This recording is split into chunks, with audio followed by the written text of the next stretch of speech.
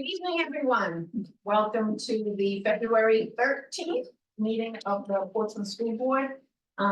We hope everybody survived the horrible snowstorm we just got. So, I just told everybody we're exhausted. I'm shoveling a foot of snow outside my door. Sure. Anyway, sometimes they don't get it right, I guess. Fortunately for Zach, he didn't have to make the decision to cancel school, so that was good for him. Yeah, there's lots of disappointed staff and students. Okay, can we have the roll call, please? Yes. Good evening, Elizabeth Barrett. She's I'm on present Zoom. from home at One Freedom Circle. I'm not feeling well tonight. Thank you. Thank you. Pip Clues, Here. Tish Campbell, Here. Carrie Nolan, Here. Brian French, Here. Nancy Claiborne, Here. Lisa Rappaport, Here. Lee Hudson, Here. Byron Maddow, Here. Nathan Delaney. Here. Welcome. Welcome, everyone. Okay, can we stand for the Pledge of Allegiance?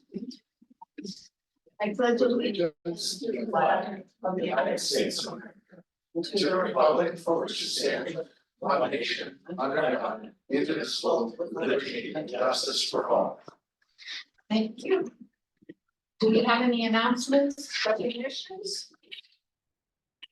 I'll just quickly say that I had the opportunity on Saturday, the Portsmouth High School hosted the New Hampshire Debate League, and we had I think about 60 different participants from the region, and Joe Kraus, teacher at the high school who runs the team.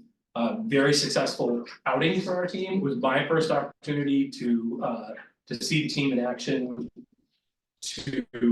I was asked to judge. It's very nerve-wracking when you're a rookie judge at these things. But I just wanted to say kudos to our kids who swapped a bunch of the awards, but also to sit in on them. I didn't judge our kids as part of those, but to sit in on our students. They were unbelievably skilled, well-researched, extremely articulate, but also unbelievably gracious in the way in which they handled themselves, conducted themselves with other schools. So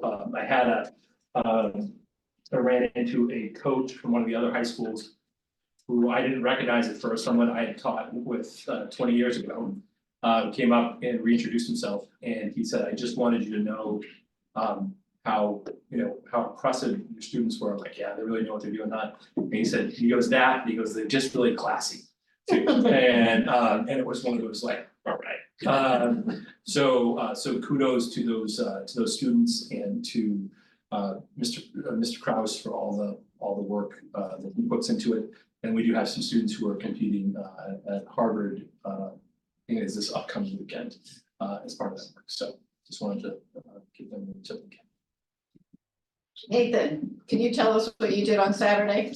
So I participated in the high school penguin plunge across NH, and I just have a few things on our Google Classroom. Actually, Mr. Rogers posted the results. So Portsmouth won the top team for raising the most money. We raised 10,000 more than the second place team. And we had 62 plungers, and last year we had 44, so that was a big jump too.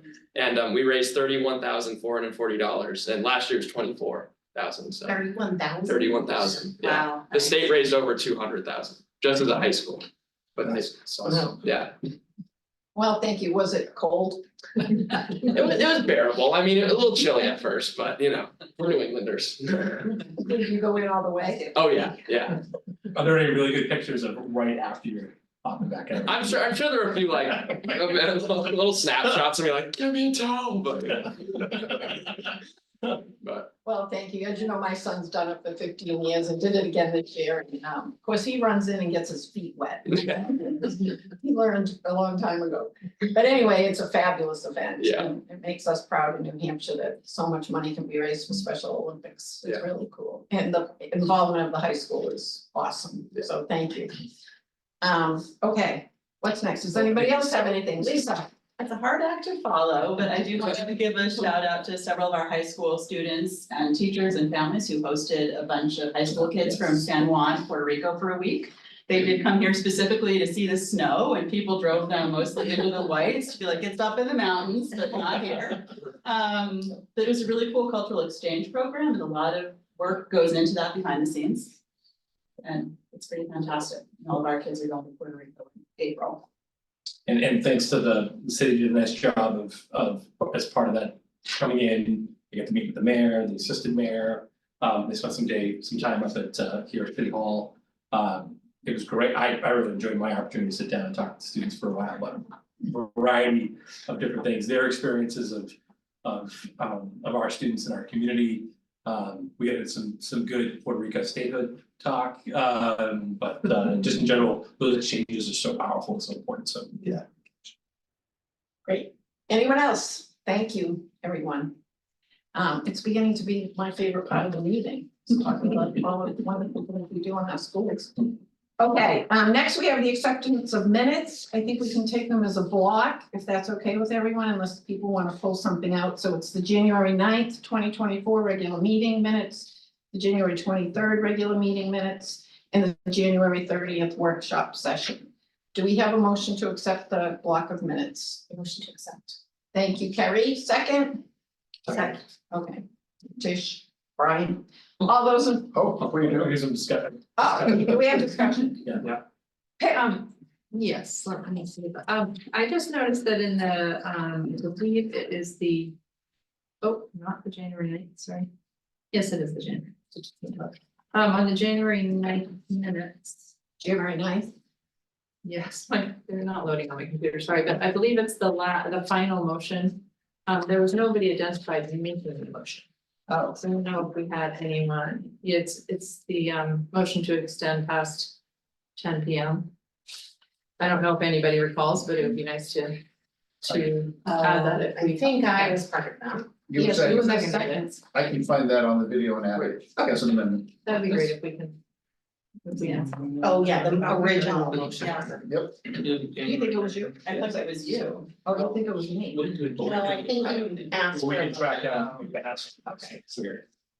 Yeah. Okay, Track we it down. will, And then also, I was not present at the January 23rd meeting, so I wanted to abstain from that, so I don't know. If that means we need to break them apart or how you like. Well, you just say I vote for everything except the January, I abstain from January 23rd. Sounds good. Yes, On the January 23rd minutes, we need to add Byron. He was here and voted on motions and he's in the minutes, but his name was not included in the roll call. okay, So. Sorry about that. And I'll add that in as I well. think I was on Zoom in that meeting, but yeah, I was here. oh, okay. Sorry about that. No worries, thank you. We value you as a board member, we really do. Okay, anything else?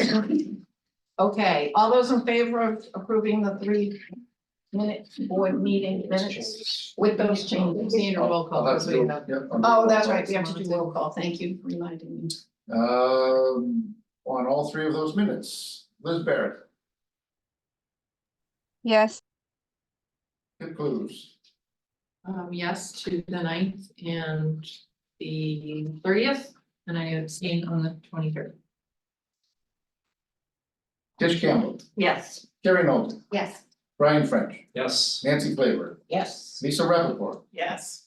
Lee Hudson, Yes. Byron Madden. Yes. Thank Yes. you. Oh, thank you, everyone. Now we go to the public comment section of the meeting. What we do is have people from the public come and talk to us. If you would come forward and give us your name and address, and you have 3 minutes to speak. So we'll do the people in person first, then we'll ask Matt for who is on Zoom, okay? So would anybody like to speak? Nancy, you want to clarify that this is not a public hearing on the budget, it's public comment. Okay.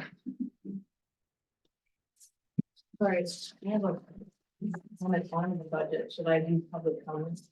So That comes next. so in, That's in two more sections. usually it's advantageous if you're a budget comment to wait to the hearing because you're not limited to 3 minutes. And where the public comment sections for the whole meeting and then you are limited to 2 minutes. Thank you for that clarification. Is it the same with you? Would you like to wait?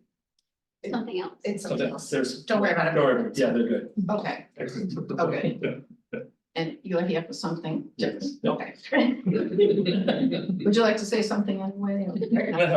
It's nice to be here, and I appreciate the lack of snow. Oh, thank you. For a 2-hour drive, it was beautiful. Matt, do we have anyone on Zoom? Nobody's raising their hands. Okay. Okay, the public comment section is closed. We will go to a special presentation. I'll turn it over to Zach. So, so in the audience, we have Chuck Bates, who's the executive director of the New Hampshire Association of School Business Officials, who's here to make a special presentation. Thank you. Appreciate your time. Where should I stand to make this easier? Is this okay? There's not a microphone here, is there? Yeah, there is. There's a area mic right The area there. mic there. Okay, why don't you sit that- there if you don't mind? You want me to sit? Whatever. Well, Whatever. okay. So, as Zach said, I'm the executive director of New Hampshire ASBO. My name is Chuck Bates. Our mission, New Hampshire ASBO's mission, is to ensure excellence in the practice of school business management for the benefit of our educational system here in New Hampshire. We're an affiliate member of ASBO International, so we're affiliated with a lot of other folks around the country and all over the world for that matter. Each year, in support of our mission, we look to recognize an individual, one of our members, who has performed above and beyond the call of duty and done an excellent job. We solicit nominations from superintendents, from our fellow members, and then with those selected people, we go through the list and jury of their peers, if you will, reviews all those and selects the individual that's going to select or is going to be named the Business Administrator of the Year. And this year, I'm very pleased to say that that individual is Nathan Lenny. But Nathan, I just want to.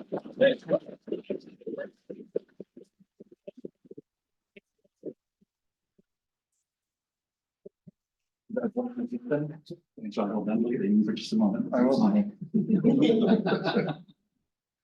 if you'll bear with me just a moment, I'd like to read the proclamation to Nathan.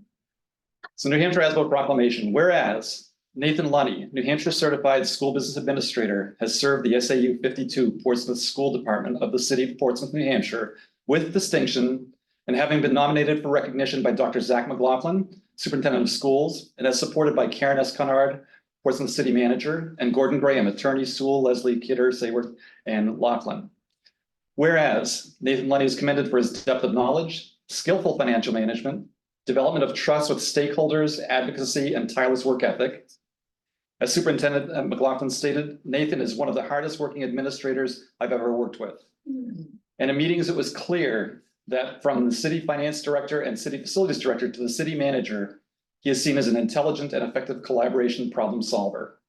It's important to note that his respect for Nathan's insights and contributions is not limited to school finance or operations. In the city's various challenges, he consistently brings a cross-disciplinary critical analysis appreciated by school and municipal staff alike. Whereas Nathan Lunny is commended for his input, as stated by City Manager Karen S. Cunard, which is always valuable, thoughtful, and takes the viewpoints of various constituencies into account. And he is extremely responsive, always prepared with accurate information at the ready, and always professional and diplomatic in a line of work that can present politically charged conversations and opportunities at any time. And whereas Nathan Lunny is also commended for his many contributions beyond his official duties, in particular the school business profession at large, as evidenced by his many years of service to New Hampshire ASBO, currently in the role of president and in prior roles as vice president, Facility Masters Conference Committee, Technology Committee, and various other supporting positions that I couldn't fit all on one side of paper. Therefore, the New Hampshire Association of the School Business Officials honors Nathan Lunny as their 2024 New Hampshire School Business Administrator of the Year. On behalf of the association and all school children in the state of New Hampshire, presented this day, February 13th, 2024 at the Portsmouth School Board meeting. Congratulations, Nathan. Thank you.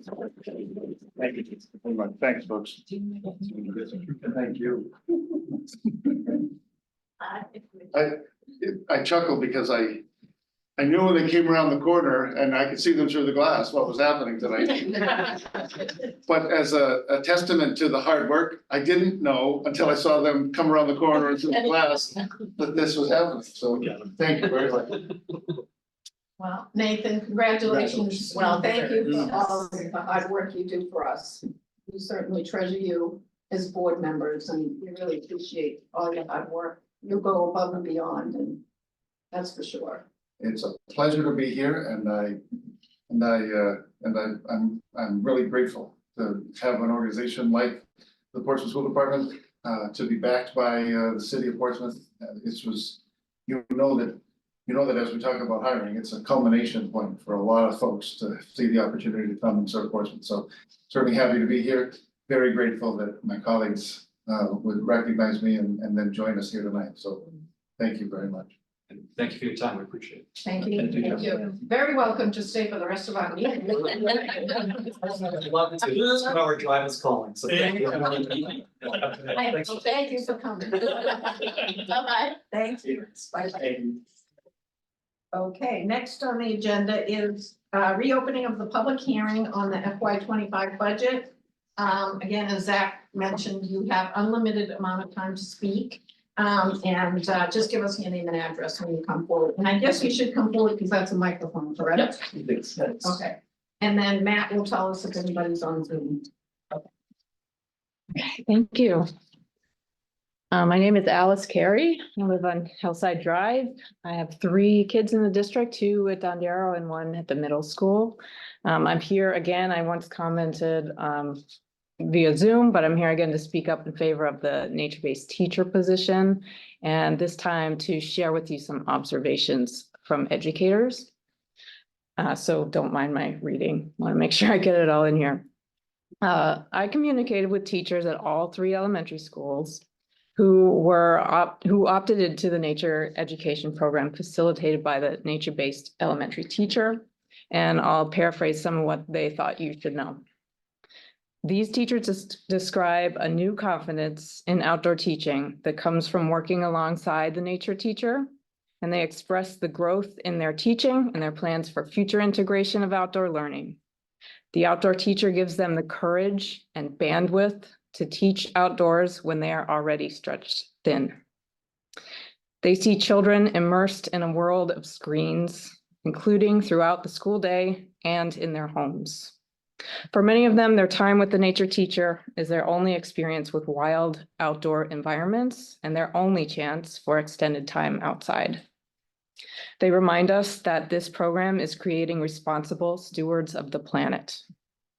Virtually all I connected with shared stories of children who had difficulties in the classroom thriving in the outdoors. They described dysregulated children who are calmed and able to focus after nature-based learning. They proudly tell of those challenging children that they were somehow able to reach through time in the outdoors. It's worth noting that this program is reaching children with high needs while also providing huge benefits to their peers at the same time. The social emotional development and attention to mental health that are strategic focuses of the district are addressed by the very nature of collaborations, communication, and awareness that happens naturally in an outdoor classroom, and in a way that touches every student. Without the district's commitment to having an expert nature-based teacher to support continued outdoor learning, we will fall back into an uneven and inconsistent delivery of these experiences. I find it hard to understand the discontinuation of a successful and community-supported program because of the unfortunate circumstances by which it was initially funded. If we find ourselves horse trading for basic services to fit within an unrealistic budget expectation, innovation will never get a fair share. In closing, nature-based teaching, as these educators describe, is providing so much of what Portsmouth families value in our schools. Social emotional development, community building, resilience, curiosity, independence. And it could be argued that nature-based teaching does this more affordably and with more lasting impact than many other methods. I urge you to continue this position and delve deeper into its potential. In short 2 years, students, teachers, and families at all 3 elementaries have grown to love and respect this program. Let's not cut it short before we've really seen what it can do. Thank you. Thank you, Alice. Thank you for taking the time to come out tonight. Anyone on Zoom? Okay, thank you. Okay, we will close the public hearing. And we will move on to the superintendent's report. You have the usual, some of the usual stuff for me. I'll just very quickly. Just mention for the public's sake what I included in my memo, which is just about. We did have a bus fire on a field trip that although everyone was safe, kids were involved in the Model UN conference down in Boston at BU. While they were at that conference, we had a bus that they were that had brought them down initially to BU had a mechanical issue that went to a fire. Bus driver was okay, teacher was okay, students were actually in the midst of participating while this all occurred. But the staff, did a great job. Bus drivers, the teacher Cynthia Young from high school. The bus company responded very swiftly. This was on a Sunday. They did a great job of getting a recovery bus within a very short period of time. They had a bus on the road. And I think ultimately it ended up, I think it was about a 90-minute difference in when students arrived back at the high school from when they originally were set to do that. So I just wanted to say, again, thank you to all the staff members that were involved in that, and the fact that when you initially get a text that says there's a bus on fire in a field trip, you're scrambling pretty fast, and then to very quickly find out that everyone was safe and that we were doing, and that the adults involved had done an excellent job of making sure parents were communicated with really quickly. And that we were responding really quickly, and it wasn't going to be that much inconvenience to anybody involved, and the students weren't even around to know it had occurred. It was great. So thanks to all the staff and the folks that involved. So, in addition, you also have the email summary. You had received those emails, but that's the list of emails we received since the last board packet. Overnight field trip notifications, just so you're aware of some of those trips that we'll be taking. You also have two memos that were responses to questions that really in some ways came out of Rick.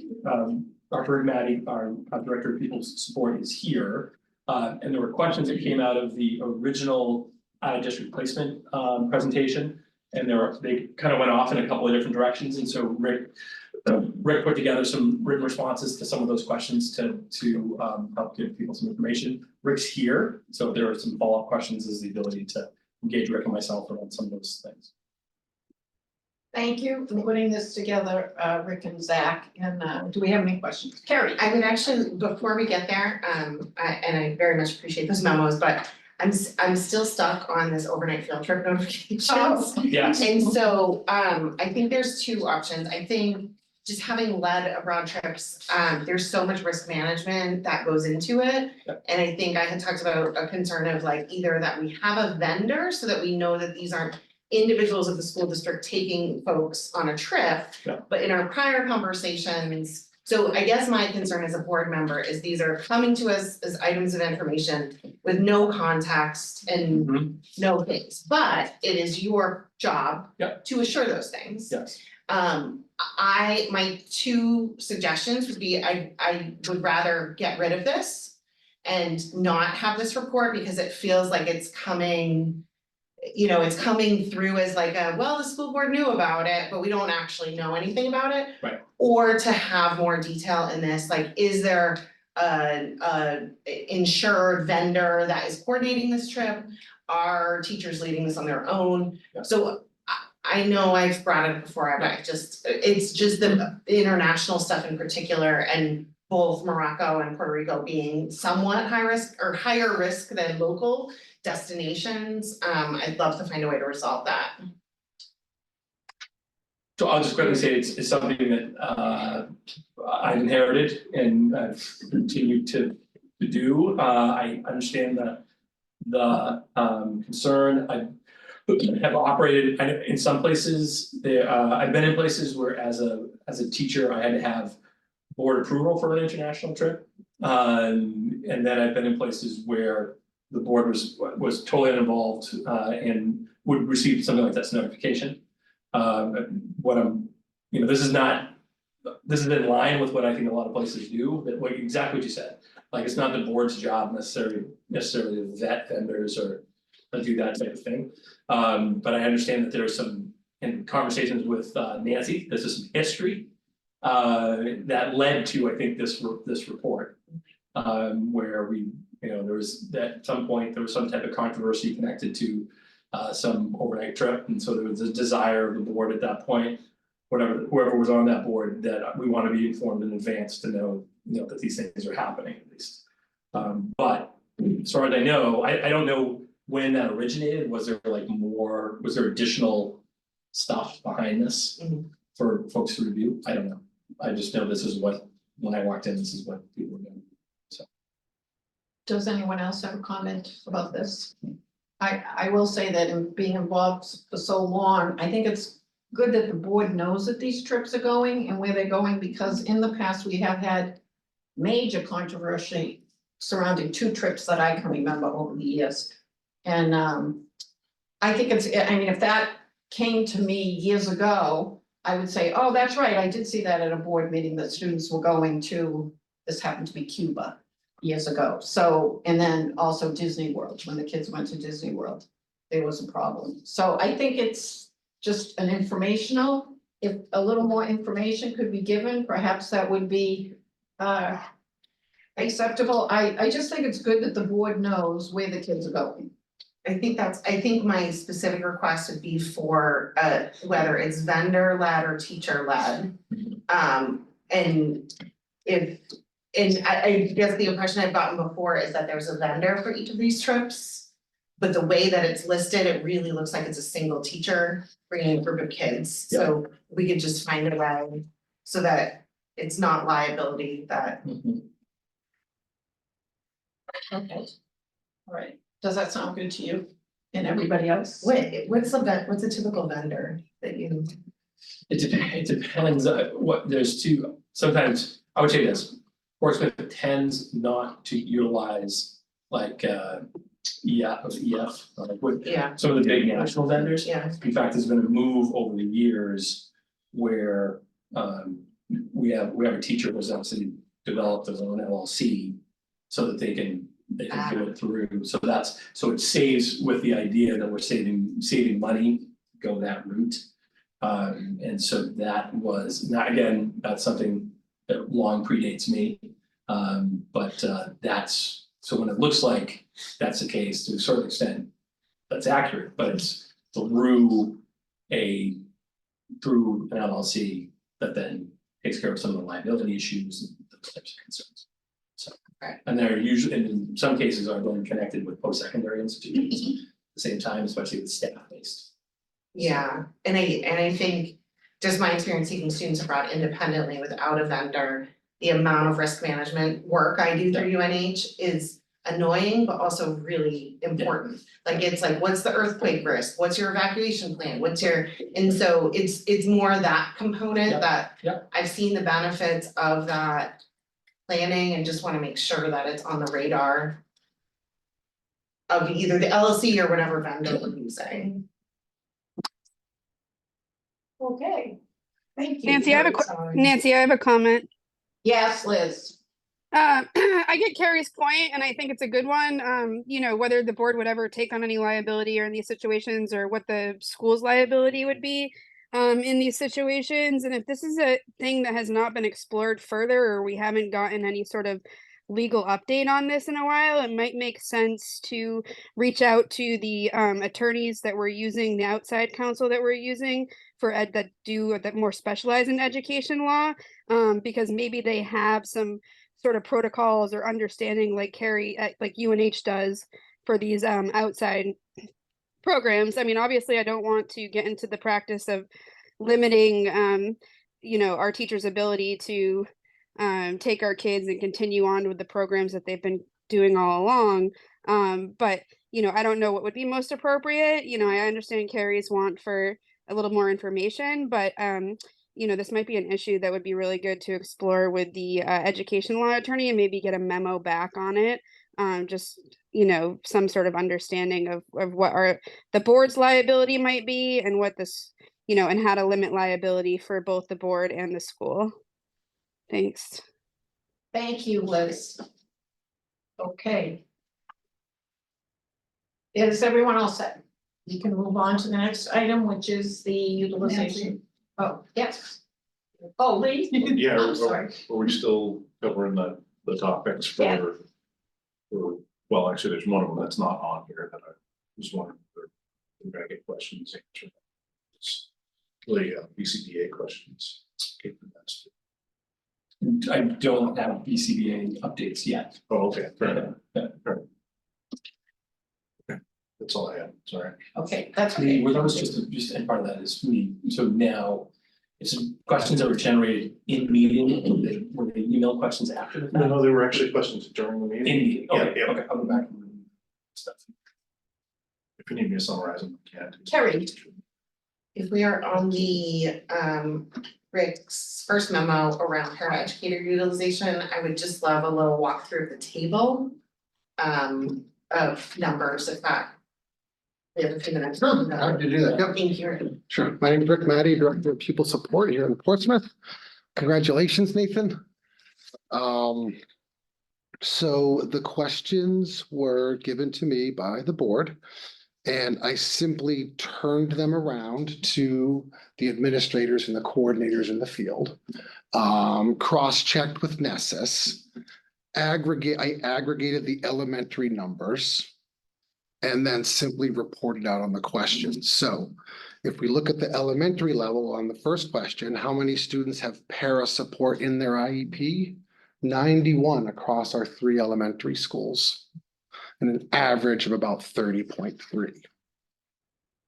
How many paras have how many students have 1-to-1 paras? And I wanna define IEP. It's individualized education plan for a student that's been identified with an educational disability.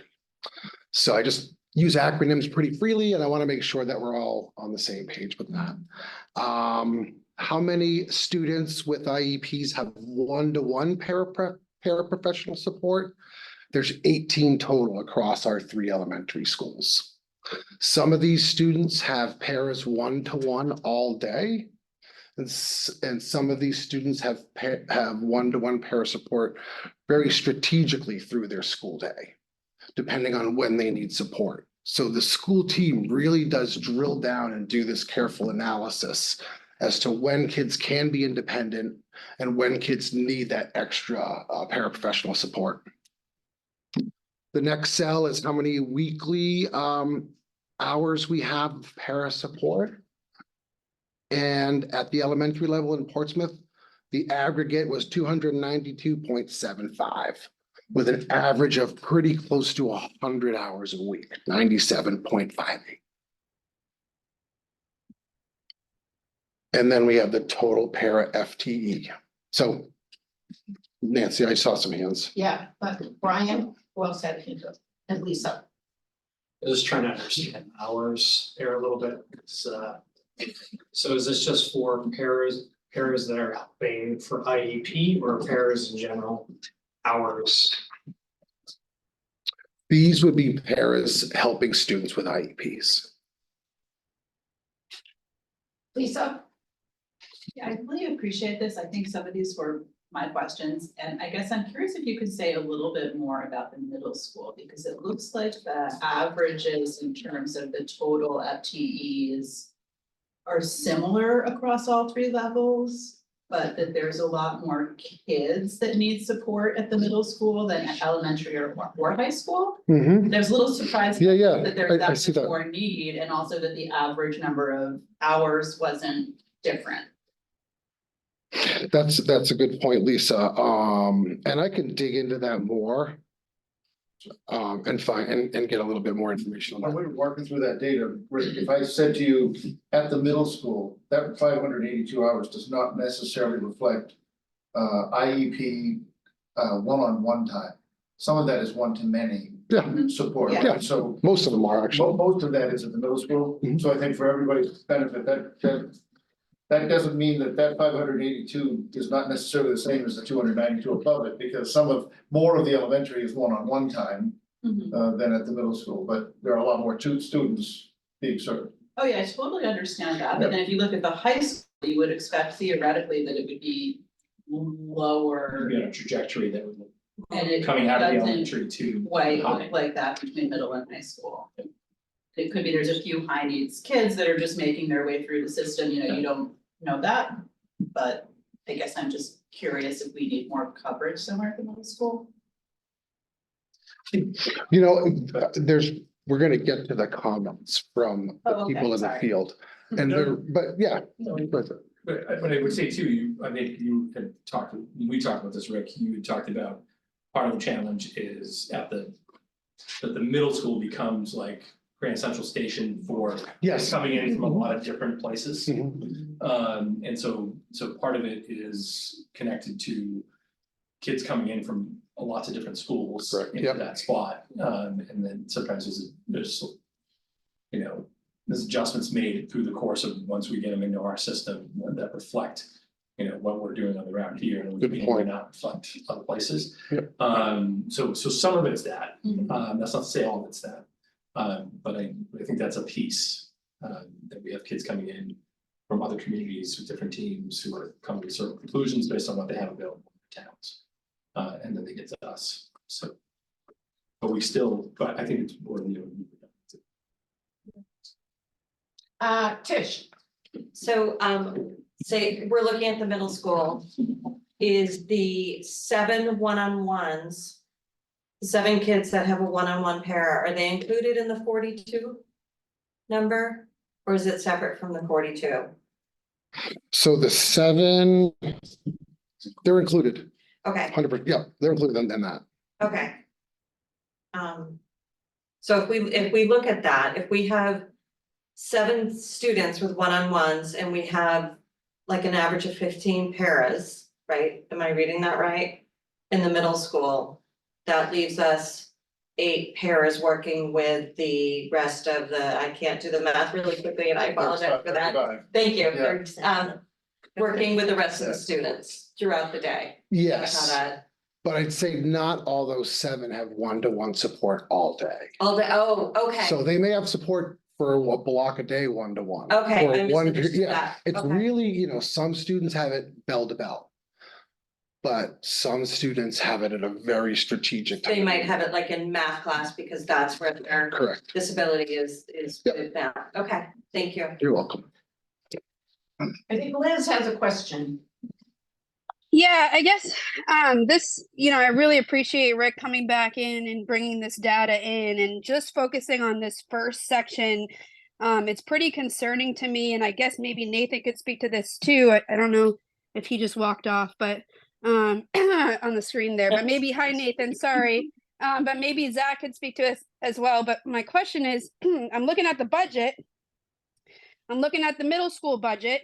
I see 7 line items, but no dollar amounts, but I see the folks that are currently working there. And so I have a total FTE for PMS special ed para salaries at 4.65. But according to your your spreadsheet here, you have legally required one-to-one paras for 7 students. Now I know you're saying that, you know, they don't have them all day and they're strategically placed, but what about all those other kids that require para support as well that aren't necessarily one-to-one? So I'm a little bit concerned about that. And then sorry, my cat's freaking out. And then even more concerning to me is when I go over to the PHS special ed salary, we have a FTE for special ed para salaries at 0.93. However, we have 12 one-to-one legally required by law paras required for the high school. So can we justify that? I mean, are we not budgeting for what is being required right now? And if we are, where is that in the budget? And I guess my last question would be, you know, obviously we need to do something to get paras in here. And I know we have para contract negotiations, but I'm wondering if there's a conversation that could be had sooner than later, so that we could be competitive with other school districts, so that we're meeting our legally required one-to-one ratios in all of our schools. I'm concerned, you know, that these really put liability on the school system and the board in approving a budget that's not allocating the one-to-ones that are required by law. So if you guys could speak to that, that would be great. Thank you. So I'll wait a minute for my New Hampshire School Business Association Manager of the Year return. Who just stepped out of the room, which is not commentary on where Heidi Paris. So he can explain where those folks live in your packet. I think some of it's gonna come down to there's some of those folks are grant funded and therefore don't appear as part of what you see inside the budget packet. But we're not under budgeting, like we're not, Liz, we're not like under budgeting by 15 people, the number of people that we think are necessary for the upcoming year. It's just a matter of which folks are being paid out of which source. And you're seeing stuff that's coming out of the kind of the city, local taxpayer budget as opposed to through grant funding. That's but I'll wait for my escaping business manager to return. So. Do we have any other questions while we're waiting for that? Rick, do you want to continue or? I just have. Yeah. Like on the middle school level, how many hours would be 582?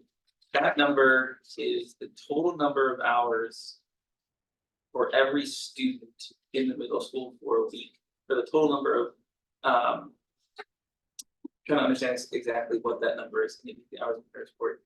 So that's not the total number of hours like worked by pairs, it's the number of hours in need by students. Yes, sir. So, okay, yeah, okay. We took all the IEPs. Yeah. I didn't do that, but the middle school did this with me in the Nessus system, and they added up all the para support hours for the week from the middle school. And that's what I believe that number is. Right, so, but, like, so if it's one para and like 3 students in 1 hour, that's 3 hours, right? Because. Does that make sense? Yeah, I know what you mean. I'm not sure we double count that way though. Okay. Okay, so that's. So full if one hours student, by pairs then. yeah, I have to go back and think about how Okay. they actually calculated that, Okay, how we calculated that. Welcome back, Nathan. Maybe we could put I'm that sorry. question or something, and I can really follow through on that. I'll put it right. Okay, thank you, sir. Nathan, did you? All right, so while. And I guess, I do appreciate your HVAC work, but while you were, Liz had a question, the question was around the number of pairs that appear in the chart versus the number of pairs that appear when she looks at the binder. And yeah, and I guess I can clarify too. You know, I guess I have heard some concern from community members that children in our school systems right now who require one-on-ones may be in situations where their one-on-one is being shared with other people. And unfortunately, that's not, I don't have every child's IEP in front of me, but that is concerning because that can become a legal issue if a child's required to have a one-on-one and then they're not being provided a one-on-one. So with that information in mind, and now having this chart from Rick here that is really nicely laid out, I took the number and first off, I'm looking in section 152 where it says PMS SPED para salaries.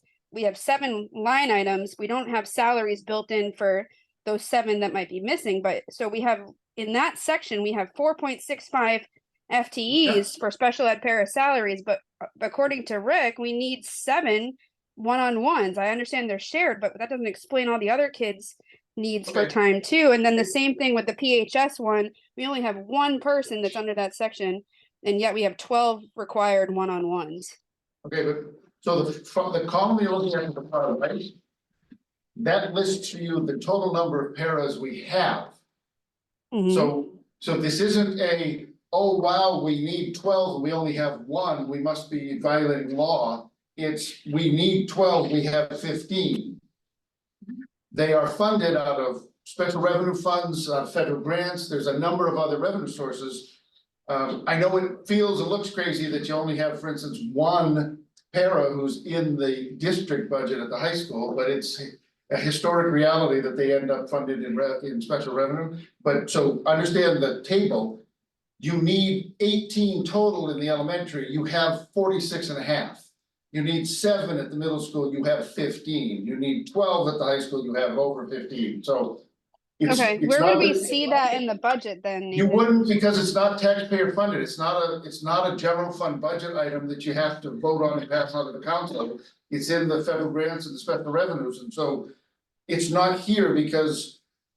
Here's the candid answer, it's not here because you don't have the luxury of saying, when the chips are down and you're fighting on budget, to say, well, I'll take one from over here and use that. You can't do that, because this is taxpayer funded and that's not, so we don't mix it into the process, because it's more confusing than we can manage in the process. So, so we have them and they're here. If you wanted 20 instead of 15.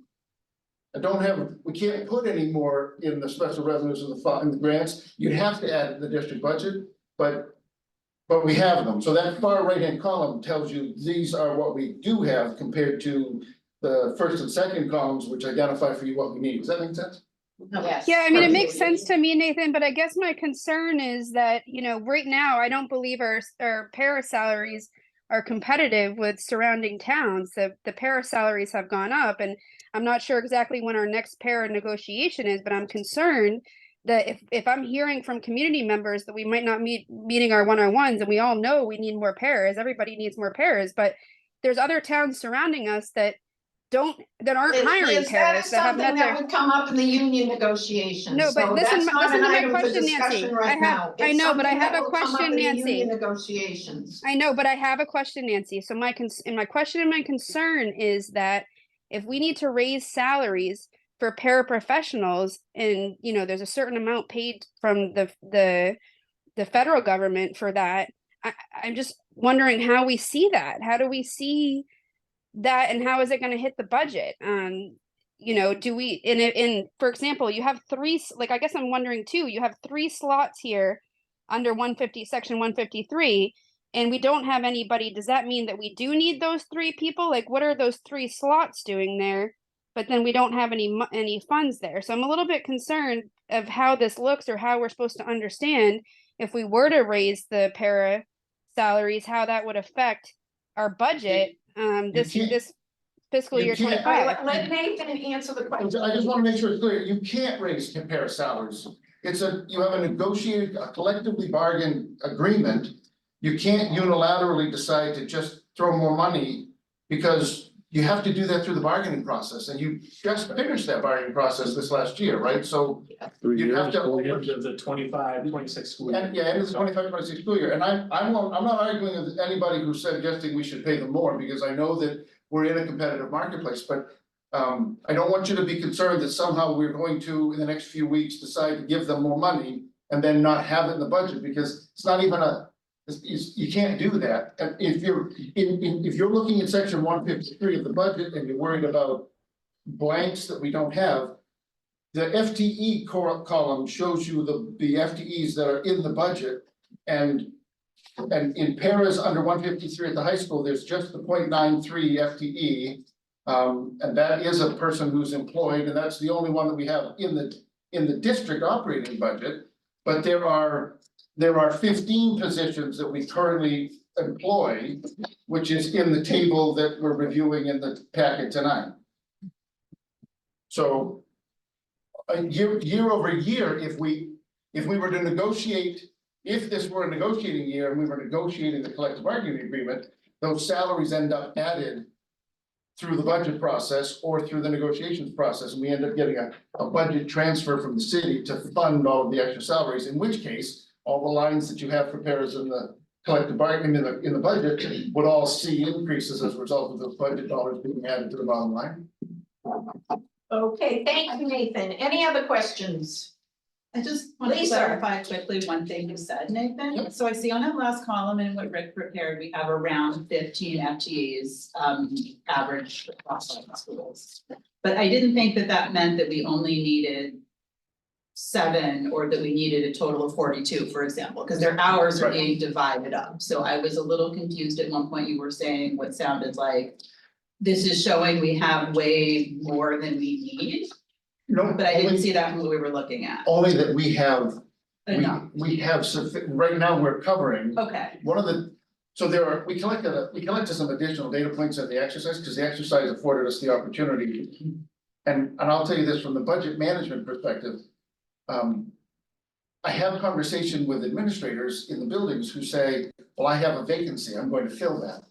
And my question is, do you have a need? Well, the budget says I have a position. The budget doesn't tell me what the student need is in your building. So are you hiring a para because you have an IEP driven need that demands that it be staffed and you don't have the staffing now? Or are you simply seeing that there's a piece of paper that says you get to hire somebody else? Which, and I don't mean to be flippant, I mean, these are serious conversations we have with administrators, but there's a challenge to make sure that we're measuring against our need and our compliance requirement, our regulatory compliance, as opposed to the budget says I get one, so I get to go get one. And in this case, I think that the analysis that Rick was able to do, that I was able to share in some, we are not. Yes, you could always use more people. I mean, I think there's a sense that you could always use more help. And if I'm a classroom teacher, or if there's a classroom teacher sitting with me now, they would say, of course, we could all benefit from some support. But I don't know that we are finding that we are grossly under prepared in terms of the headcount that we are seeking to hire and authorize to employ. Is that? Carrie.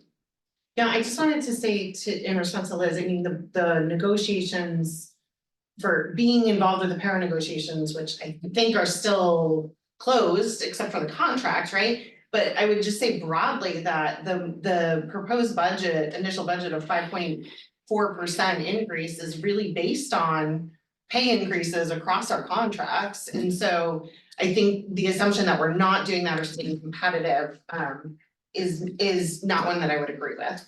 And remember, I think we preemptively, pre-negotiations last time, 2%. we gave 2% before we even started. So we gave Right. before we even negotiated new contract, we gave a flat, like we wanna hold on to people. We'd like you to stay, we wanna stay competitive, and then we did more increases on top of that inside of that particular contract. And I believe that 2% was immediate, wasn't it? Once we voted on everybody agreed on it, it We- was we immediate. distributed that. Byron. Sorry, a quick question on the difference between the pairs that are in the budget versus funded via the grants. Are they the same contract, negotiated contract? Yes, so the funding source doesn't matter in terms of what they want, or more, the whole CPA is the same. Liz.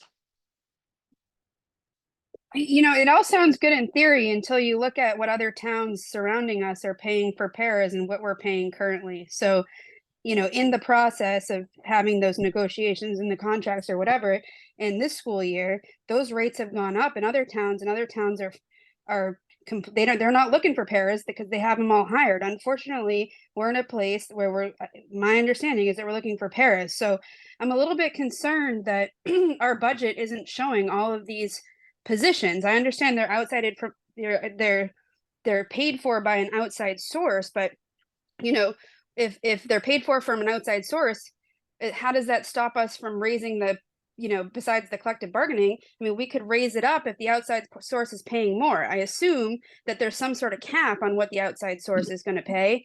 And so therefore, you know, we may be picking up some of these salaries. So I'm a little bit concerned that there's huge portions of our budget, regardless of whether they're paid from outside sources, that we aren't actually seeing. So, you know, I don't know if other areas are treated the same way, but I mean, it's hard for me to look at this and say we have one para that hits the budget at the high school, but in reality, we have so many more paras employed. You know, and I think in other areas we have federal reimbursement, but we still see that, you know, for example, when kids are going to outside schools and receiving services in that way, we see how much it costs, but we see in a separate section what the reimbursement is. So, you know, I understand, I appreciate, Nathan, all that you do. I mean, obviously you got the award tonight, congratulations on that. And I don't want to add to your plate, but I guess I'm a little bit concerned that there's a bunch of positions that we're not actually seeing in the budget, even if they are paid with outside sources, because I think, you know, it'd help to know whether the outside sources are fully funding them partially. And I think it gives a better picture of what our needs are. So I wanna add, if you'll indulge me, I encourage you not to be concerned, instead be curious. Because the whole reason that I'm here or that we're here is, I certainly wouldn't leave you exposed. So that somehow there are positions not being paid for and holy cow, you're gonna have to pay big bills. The reality is you do not in this budget see anything federally funded. You do not see reimbursements coming and going without a district. You see the costs are out of district. The costs are out of district placements and those related services and transportation for the fiscal year in question. There are reimbursements in some cases that come back. Those come through on the revenue side. They don't impact our ability to spend or our spending plan. You don't see the 4 teachers who are paid for out of the IDEA federal funds for special education. They aren't in this budget, but I can tell, it's not 4, it's 6, sorry. The 6, I can name for you the 6 teachers. They are on your staff directories in each of the buildings, but they don't show up here. What we've talked about is the fact that the grant is struggling to continue to pay for all 6 people as they get more expensive over time, because Uncle Sam's giving us a little bit less. What I told you is, we still keep all 6 in, but we're picking up in the general fund budget a little more of the New Hampshire retirement cost. But in a future period, at some point, we do need to make that 6, 5, and add 1 here in the district budget so that we can. So that we can afford in the grant to continue to fund every cost related to those individuals. But really, that's, some of this is inherited and some of this is Portsmouth, and the fact that there are things, I can't believe that there are as many paras as they are in special revenues not here in the budget for the high school. That goes back to the fact that for years and years and years, all of the special ed costs at the high school were in a special revenue fund, because those costs were then systematically divvied up between SAU 50 towns and Portsmouth. We billed ourselves back for it while we billed them for it. So we could spend as much time as you like going through that in another time frame or in another scenario. But it's really difficult if I throw it into the mix here, because you can't waffle it in and out of the district operating budget because it's funded differently. So this is what has taxpayer impact, this binder that you've got in this budget that we looked at. But I think this is great information for you to find out the positions that do exist and how we actually are staffed. But again, I would go back, I don't want anybody to lose sleep, because the reality is they're fully funded, they get taken care of, and those things are, it's like Lister. Liz, I mean, that's at some point we really need to, Liz has asked over the last couple, over the last, well, this cycle, last budget cycle, about the Lister budget. Lister's not here. You don't see Steve K, you don't see any of those teachers because they're in a special revenue fund. You do see in 165, the out of district, you do see a transfer of $378,000 or something that you make from the general fund budget, taxpayer funded, you transfer that over to the special revenue that is Lister. Lister also has kids at roughly $50,000 a piece who come from other districts, and that revenue comes in to help offset that budget. So they are managed and they are solvent and they take care of themselves. But I think we should talk about it. But you can't choose, for instance, to pick up something or drop something at Lister in an effort to try to change your budget, because it's not funded the same way. It's not part of this. So I know it's confusing, but it's in good shape. But I want to give you confidence about that, so. Thank you, Nathan. I have Brian and then Kerry. Just a quick comment. I've asked this question probably the last couple of years that I've been here. One thing that would be nice, and obviously that's affecting the budget, is, one of your proposals is move teacher out of IDEA. Yep. And another, out of Title I, or half. Those would be the interesting positions to know for the future, to the fringes, right? Of like, we're gonna have to add over the next couple of years, maybe half out of Title I, or those would be interesting to know. And then they don't come as a surprise. Right, they don't come as a surprise. Yep, absolutely. So I don't think we need to know all 15, but like, of this or that, but the fringes that are gonna be coming because of the funding is not supporting the salaries or whatever. So it does come into this fund. Those things would be interesting. And I think you see in our proposal 5 that Right. we're trying to be smart about multi-cycles out. how do we do the slow step down that we know is gonna be inevitable? Yep. Out of those grant funds? So that we're not suddenly in a position where we have a big bill coming all at the same time, it's like slowly start chipping away at it. Well, it's the same with the ESSER, right? Right. It's the same idea as like Yeah. moving positions around, but yeah, I like the idea of just knowing, especially trickling in like, you know, Because there are three other silos. So you're talking about general fund, which is where the tax impact is, and that's what the city council will ask you to send forward.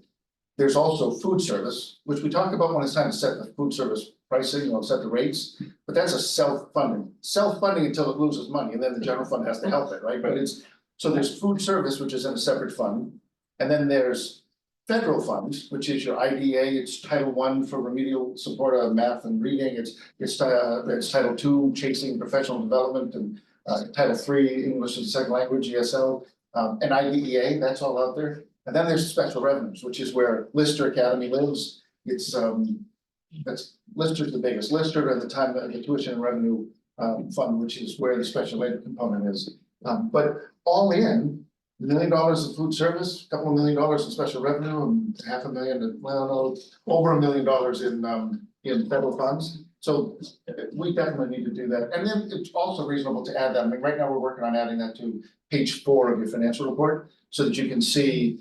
It's hard to show you the revenue because it's so strange in its timing, but you can see the spending against what we do. We prepare a budget every cycle for all of those funds.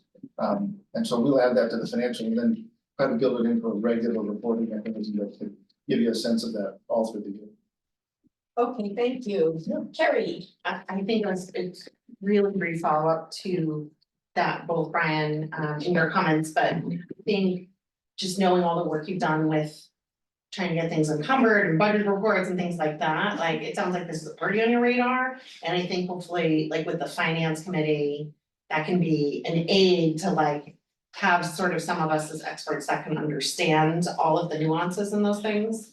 But yes, I love the idea of having a report or that broader thing, especially when there's longer term implications as we can't fund fully off of those things, so. The finance committee I love your comment, because the finance committee some of the genesis of that is provide an opportunity for a sounding board to talk about some of these concepts, so that then when we come to the table, instead of there being 9 people who all look strange and wonder what it was you just said, there's at least a couple, 2 or 3 board members who can give voice differently than I would to help with the explanation. So that's great. Okay, let's move on. Rick. Nancy, Zach, I have a is there any- follow-up. Liz, we're gonna move on, okay? It's time for us to move on. Well, I mean, I feel like everybody else had a third turn or whatever, and No, I they feel didn't. like you're No, they purposely didn't, Liz. skipping me, Liz, but we're okay, thank moving you. on.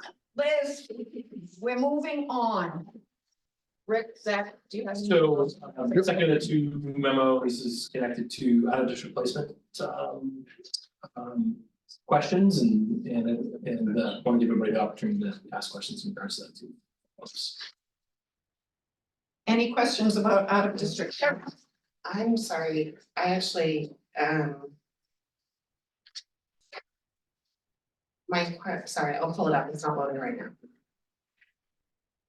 Anyone else while Carrie's looking?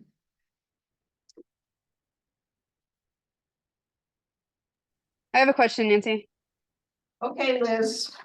So just to sort of follow up about the out of district placements and how, Nathan, you're budgeting with these, that we're not seeing what's being federally funded or outside source funded. You know, my concern in the long run is that we're being asked to cut our budget, and so, you know, I think it came up at a past meeting about, you know, what if our budget from this past year, you know, those monies coming in and whatnot, you know, if we're over, and you had mentioned something about spending down the budget. And so I guess I'm just concerned because I think it came up a couple of years ago. This was before Zach and Steve's time. You know, a community member, I remember, public commented and said, you know, where is the parking, you know, when the high schoolers pay for their parking passes, where does that money go, type of thing, and who has discretion over that? So not to say that, Nathan, you know, with your accolades, that you're not doing the right thing with the funds, but I'm a little bit concerned when we're looking at a budget and the board members who are controlling the budget don't necessarily see all the positions. And I agree that this finance committee is going to be a really good thing, because I think they could, look into or understand fully these areas and what's paying for what. But I'm a little bit concerned with this idea that, we don't know what's coming back as a board. We don't know what's coming back in reimbursement, if the reimbursement is covering more or less, or maybe it's, out there that we could do something else with. And, and then there's this idea that, okay, yeah, we can spend it down. And I mean, that's great. I have faith in all of you that there's plenty of things that our schools can do with an excess budget. But my concern is that if there's all these things that, especially this nature position and all these positions that our community wants for this year, how can we correlate that or sort of understand, if we do have an access at the end, instead of, just going to spend it down, applying it to this next budget cycle for positions that are essentially critical. Liz, thank like you the for your nurse position and comments. whatnot. Liz, thank you for your comments. We appreciate it. Carrie had something to say. I apologize, but my apologies, it was actually in the prior report and I'm happy to defer if we've moved on or. So Does it pertain to this? it's the comment in the high school section, and if it's a big deal to answer it, then we'll just pass, but at the end of high school, you say the move to heterogeneity, and then you say, in my experience at similar sized high schools, the need for bridging the achievement gap through para support will increase, and I was just curious more what that meant. Yeah, good question, Carrie. And there's another question that talks about the graduation rate that I'm gonna report out soon. But para support it's really essential to success in the classroom. Like they're right with the student, modifying and helping accommodate the instruction that's happening.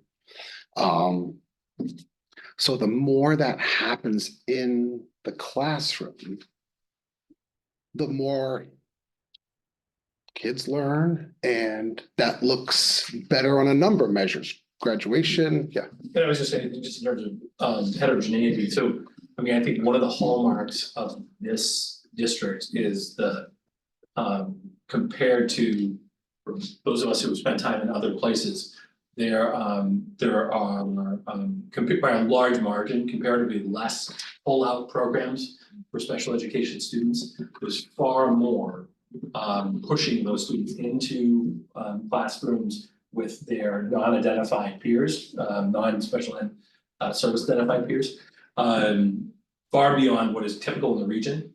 And so that will, in some cases, I think, speaks to the need sometimes where you might see additional para support at the high school level than you might in a high school that had more pull-out classrooms where those special education students were only in classrooms with other special education students. And so More paras, fewer special ed teachers possibly, or. possibly, but just the need, if there's a value judgment that we highly value, and we're supposed to try to achieve, we've talked about during a couple of these situations, least restrictive environment, so the most typical environment we can achieve for students. And so in this case, that in order to live up to that philosophy, which is stronger enforcement than in a lot of places, that might mean that we have a higher level of para support at the high school level than you would see in other high schools that might not adhere to the same philosophy. So is that, I think, Yeah, okay. right on, Zach, thank you. Okay, are there any other questions? Okay, well, thank you, Rick. Yep, my Thank pleasure, you Nancy. for following up with this report. Nancy, I'm sorry, I was trying to raise my hand there. I had a follow-up about Lister Academy. Liz, we're not talking about Lister Academy right now. Maybe when we get to the budget section of the meeting, we can talk Oh, about. I'm Lister following up Academy. in regards No, to what Liz, he we're wrote. moving on. Liz, we're moving Nancy, on. this is ridiculous. The next item on the agenda is correspondence. So this is really quick, just that we accepted the policy. I have the ability to accept on your behalf donations, and just that this was a donation that came to us through the Winthrop Fund at Fellow Charitable, connected with at Lister Academy, our not new anymore, but newer administrative assistant at Lister Academy, Pauline Deloria. Had a connection through this group, had conversations about all the great work that was being done at Lister. And as a result, we were given this donation. Just wanted you to be aware of it. Thank you to the fund. Thank you. We're deeply appreciative of any donations we can get, so thank you very much. And then you just have a resignation notification. It's not one you need to take action on. But a teacher from our student support center that will be has left, basically has left this. Okay, well, thank you very much. And we move on to the administrative report. Your financial report is there, again, not much change from last month, a couple of adjustments. Generally, like I've said before, you'll see that the actual year-to-date expenditures climb, encumbrances should fall, and your balance remaining is fairly consistent across salaries and benefits, and then in the operating section.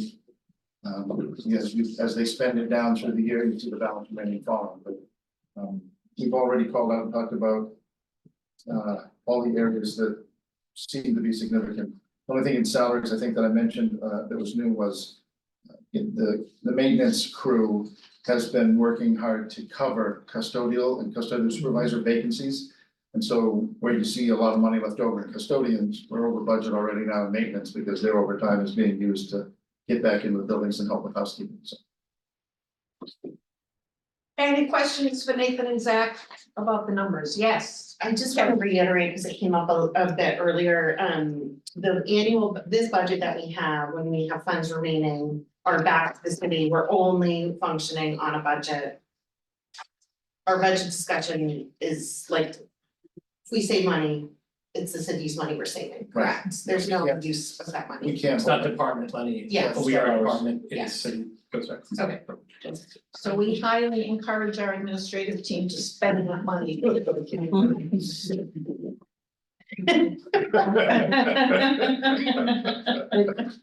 That's something that has always bugged me, that our money goes back to the city. I just think that's. We've done a lot of Yeah, I work don't to think manage. it's fair, but that's the way it is. You can't We have a lot do of anything June book purchases.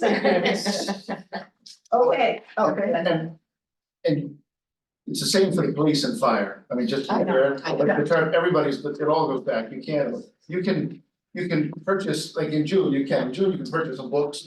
You can buy something. What you can't do in June is say I'm gonna pay for tomorrow's payroll, because that's really tomorrow's expense, and you can't use yesterday's money to do that, but you can spend a few bucks to buy things that you can actually take delivery of, at the end of June, so. Okay, I was just kidding. No, but it's funny, 'cause people, yeah, People question that all the yeah, time. it's a. Well, we don't want willy-nilly spending, we have the ability to make. So strategically, know there's something that we're planning to purchase in the next fiscal year.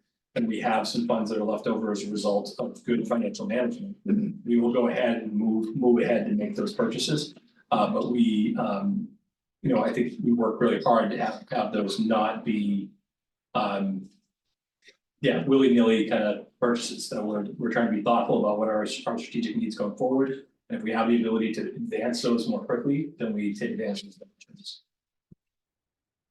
Thank you. Okay, we're ready to move on to consideration and approval of the proposed FY 25 budget. So in there, we just have included the same stuff that we had previously talked about. There's no shifts in there. In the slide deck that we provided you from the meeting that we had on the 6th. I will just say that in some of those, actually the best way to think about it is second to last slide is the summary of the policy, the proposals to consider.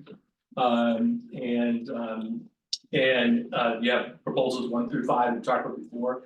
I think it's important to note, and I think, Brian has been from the beginning a good spokesperson for this.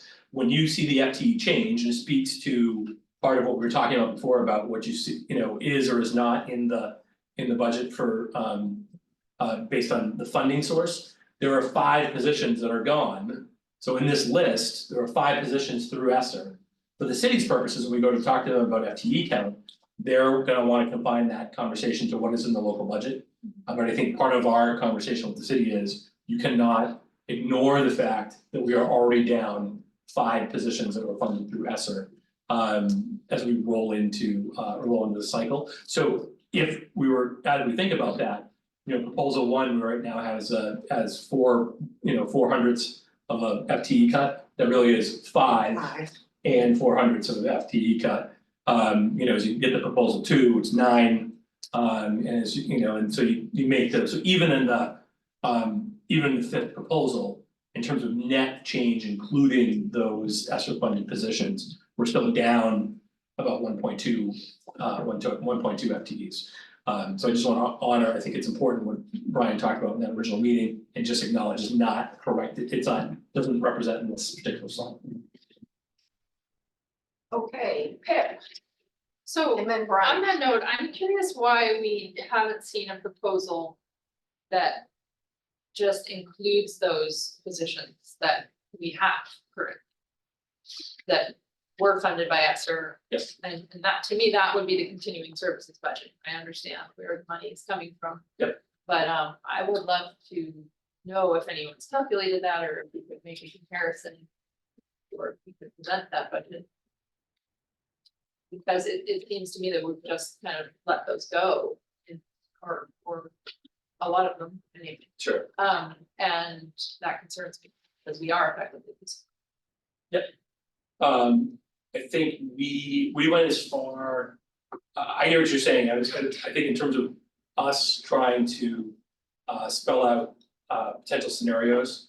When we get out to number 5, just based on what the positions were that we were losing.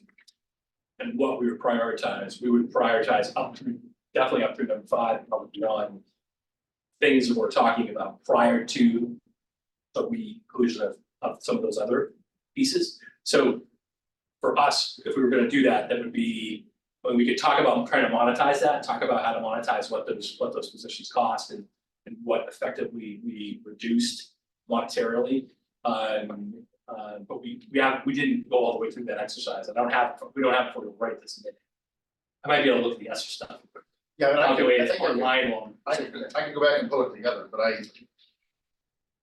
the scenario that included keeping those or making room for those was not a priority scenario that was considered. Yep. And it just, those positions, but I think it's part of our narrative that those positions are sacrificed or lost. But they didn't outrank in terms of priority, the things that are in your slides now. Is that something you would like to, or do you have particular positions of those 5? Do you have priorities in your head? Well, as I've stated before, I am very much in favor of trying to keep the nature-based education program going. And I think one of the things we haven't gotten to address yet is, assuming we let that position go, how will we continue the program? What will we do to make sure that program doesn't just fall by the wayside? Because it's been a priority for years and we've gotten a good start, but now we're just, I'm afraid we're just gonna watch it disappear. That would be a shame. I think there's 2 different pieces to this. One is, I think that in some portions, when people talk about this, I think there's some misunderstanding about what it actually is at the moment. So at the moment, it is it's a teacher, very skilled teacher who has worked for us before at another elementary role, who is trying to work with teachers who are volunteering to, I would like to have some additional, build my expertise and comfort in going out into nature, figuring out ways to, so it's twofold. Part of it is around, I'm just comfortable with, 18 first graders outside in the woods and like not freaking out like someone's gonna hit somebody with a stick. Or somebody's gonna what I mean? Like it's really like fundamentally as a teacher, you get nervous about those types of things. So I think the first tier is some work just like making sure people feel good there. And then there's also some trying to work with people about thinking about, well, how do you integrate because we don't have an outdoor based, we don't have a curriculum per se that's a standalone outdoor curriculum. We have science standards that we try to address in some form, we might have some other stuff that we're trying to address. So how do you take things you need to teach anyway as teacher, and then figure out ways to try to integrate some nature-based programming? You know, so this has been going now it's been in the books for about 2 years. I think it was originally set up to be a short-term thing to build capacity. Right now, my understanding through building principles is less than half of our elementary classrooms are engaged in this on a regular basis even now. So this is the idea that this is a universal program that it's a program. I think even the idea of a program, sometimes when I talk to people about it, they talk about it like all kids involved in the elementaries are going out and engaged in outdoor work, and that is a part that will be offered. The program is really not about kids, but about staff and training staff, but it's staff who are interested in gaining that additional capacity. So I think it's around, I need to be approaching like a third of elementary classrooms are regular participants in the program. So it effectively, so from principals' perspectives, I think they look at it as this was a professional development opportunity for teachers. We utilize funds to offer that to folks who are interested. We've come to the end of that funding for that purpose, that there's some boosting that's occurred. That there will be in some schools, there was already a strong outdoor education. There's already an integration of outdoor education. I think if I think back to it, was really Dondero was where a lot of this had kind of started. It was already like a robust action and work that had been done by teachers in general, pre-outdoor education person.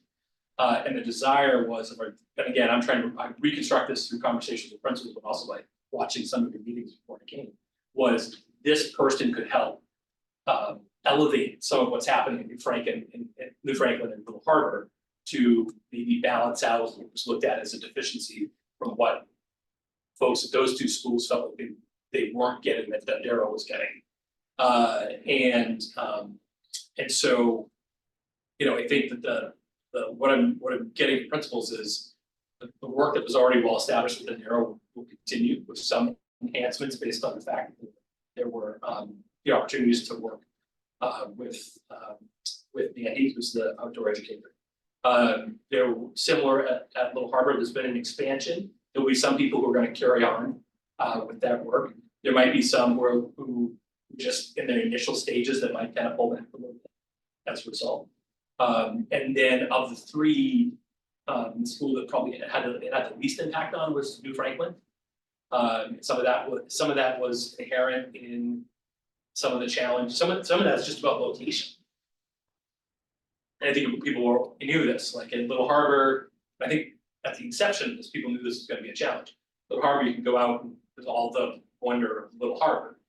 Thinking, you know, the shore side, you have that access to Dondero. It's more kind of like get into the woods, you can do some stuff. At New Franklin, you can walk the George Shea walkway through the thing, but you can only do that so many times. And so then to what extent, eventually that kind of runs out of steam. There is the 5th grade group at Little Harbor at New Franklin on early releases. They do bus over to the Urban Force Center and do some work there. But I think what you would hear from principals are that from its inception, that this wasn't designed to be a universal program, and it isn't. And so if that's not, if that was the desire of the board to shift, to do some curricular changes that would move us in that direction, reallocate time to say that was like a mandated thing that we were going to do. If that was the case, you wouldn't design it as the sole person as the deliverer of that instruction. And on the flip side, how much longer would you go with an opt-in kind of approach to an enhanced embedded professional development opportunity for staff? And so, like I said, as I said, principals aren't, I think the consensus amongst principals are to varying degrees that they're building. There will be some regression in terms of what's happening, but there are some things that will continue on through kind of, the enhanced capacity and getting over, we're talking about that idea of like, I've got 15 kids and how do I make sure no one throws rocks at somebody or, the climate injury, they're stuck or what, that some of that stuff will help people overcome those types of things. But that without there being some additional clear endpoint, that you could just always just have embedded people doing a lot of different types of professional development that might enhance some of what we do. So anyways, it was a clear consensus amongst principals that it's accomplished what it was, what was going to accomplish. Another year would have marginal impact. Doesn't necessarily justify not doing something else. They think a lot of the educator who inhabits the position and work she's done in her passion for the project, but wouldn't prioritize it over things. Okay. Oh, go ahead. Do you have a comment? Yeah, I just wanted to say thank you for that explanation and I wonder about, I wondered if you were gonna bring White Pine back at all. So I don't have a lot of direct experience from my secondhand experience with White Pine was, is we were talking to principals about the experience. They were talking about the kind of the full day, that there was a certain thing we were trying to accomplish during COVID that made sense to bring in White Pines and it wasn't, some of it was just having kids in a learning environment where they're separated from one another. Being outside was the way to do that. Some of it was for looking at kids who had lots of online learning, and it was like, how do we engage some of those students in that type of way? And I will say that, so what they think about is that that type of program is still offered through the rec department, whether it's through White Pines or just rec. And there are also after school opportunities for students, both through the school and through rec. Those types of programs are available, and we actually do, in some cases, coming from schools, we bus students to some of those opportunities. So again, principals saw that as not necessarily something that we would embed it in our school days, but they continue to be available. Brian, who else had the hands up? Carrie? I do, Nancy. Liz, Brian, Carrie, Liz. So I appreciate you guys putting together proposals, like I was saying last time. I really thought about a lot of these proposals since they've been presented. I think I'll be supporting really proposal, at the very least, proposal 5, to be honest with you. Because it's still, to me, we're down, still, like you said, at 1.2 positions, but it gets us, a couple of critical things we talk about, the psychologists that, where, possibly somebody, where you actually getting extra out of a person right now, and you get somebody in that supports our health and wellness. And then just the idea of moving a couple of people out of these grants that we know that we're gonna have to start supporting, makes a lot of sense. And then you guys made a great case for the safety, the supervisor as well there for maintenance. So at the very least, I'd be supporting that one. The council has a history of always trying to slash. So, but I do think this is honestly a responsible budget proposal on the table. To me, this would be the least that I would support. But I just want to give everybody, we all have to obviously agree on whatever that is, but that's where I'm standing at this point. So you're at number 5. I'm at number 5. Number 5, Yeah. okay. Carrie, and then if anybody else, oh, and then we have Liz, okay, and after Liz, if someone wants to comment. Can I just ask a really quick clarifying question, sorry, before we go on? Just so I'm certain that I understand what we're talking about, the proposal 5 includes everything that came before it, right? Yes, minus Okay. proposal 2. Other than. Right, Oh, right, okay, right, yeah, right. but it also, it doesn't. Everything include else the modular. rolls in, Yeah, it rolls okay, into I the. just wanted to make yeah. sure I was reading. Yeah. Thanks. So I was kind of going the exact same way. I wasn't able to attend the last meeting, but watched it and I wasn't able to glean kind of where people were leaning and maybe. And so I'd love to just have the conversation with more specifically to these proposals, as Brian just did. And I was really leaning more in, sort of a combo 4-5 where, I think supporting 4 is really critical. And then I think that, I could be swayed to 5, but I think potentially shifting those 2 grant funded positions in now. Because this being 3rd budget year, this is like deja vu time and time again of like, we need to move these, we need to move these, and we're in the ESSER cliff now. And like, wish we should have moved, or we should have moved those, so, I think that would be one kind of compromise to move those 2 pieces, but, I would also support the number 5. Okay, thank you, Carrie. Liz? Sorry, it just took me a second there. I guess I'm a little bit concerned because I think the board, we all came into this a little bit, gung ho for lack of better terms, but we all shared the same sentiment when we started this process that we wanted to give the council what our schools were requesting and put and really advocate for what we needed. And so my concern is I believe it was, unfortunately I was sick last meeting. I apologize I didn't make it, but the meeting before that, I believe we had a list, and I don't have it in front of me, but we had a list of requested positions. I thought it included a high school art teacher. My understanding is that we're turning kids away from the art program at the high school. And obviously we're a town of the arts here in Portsmouth.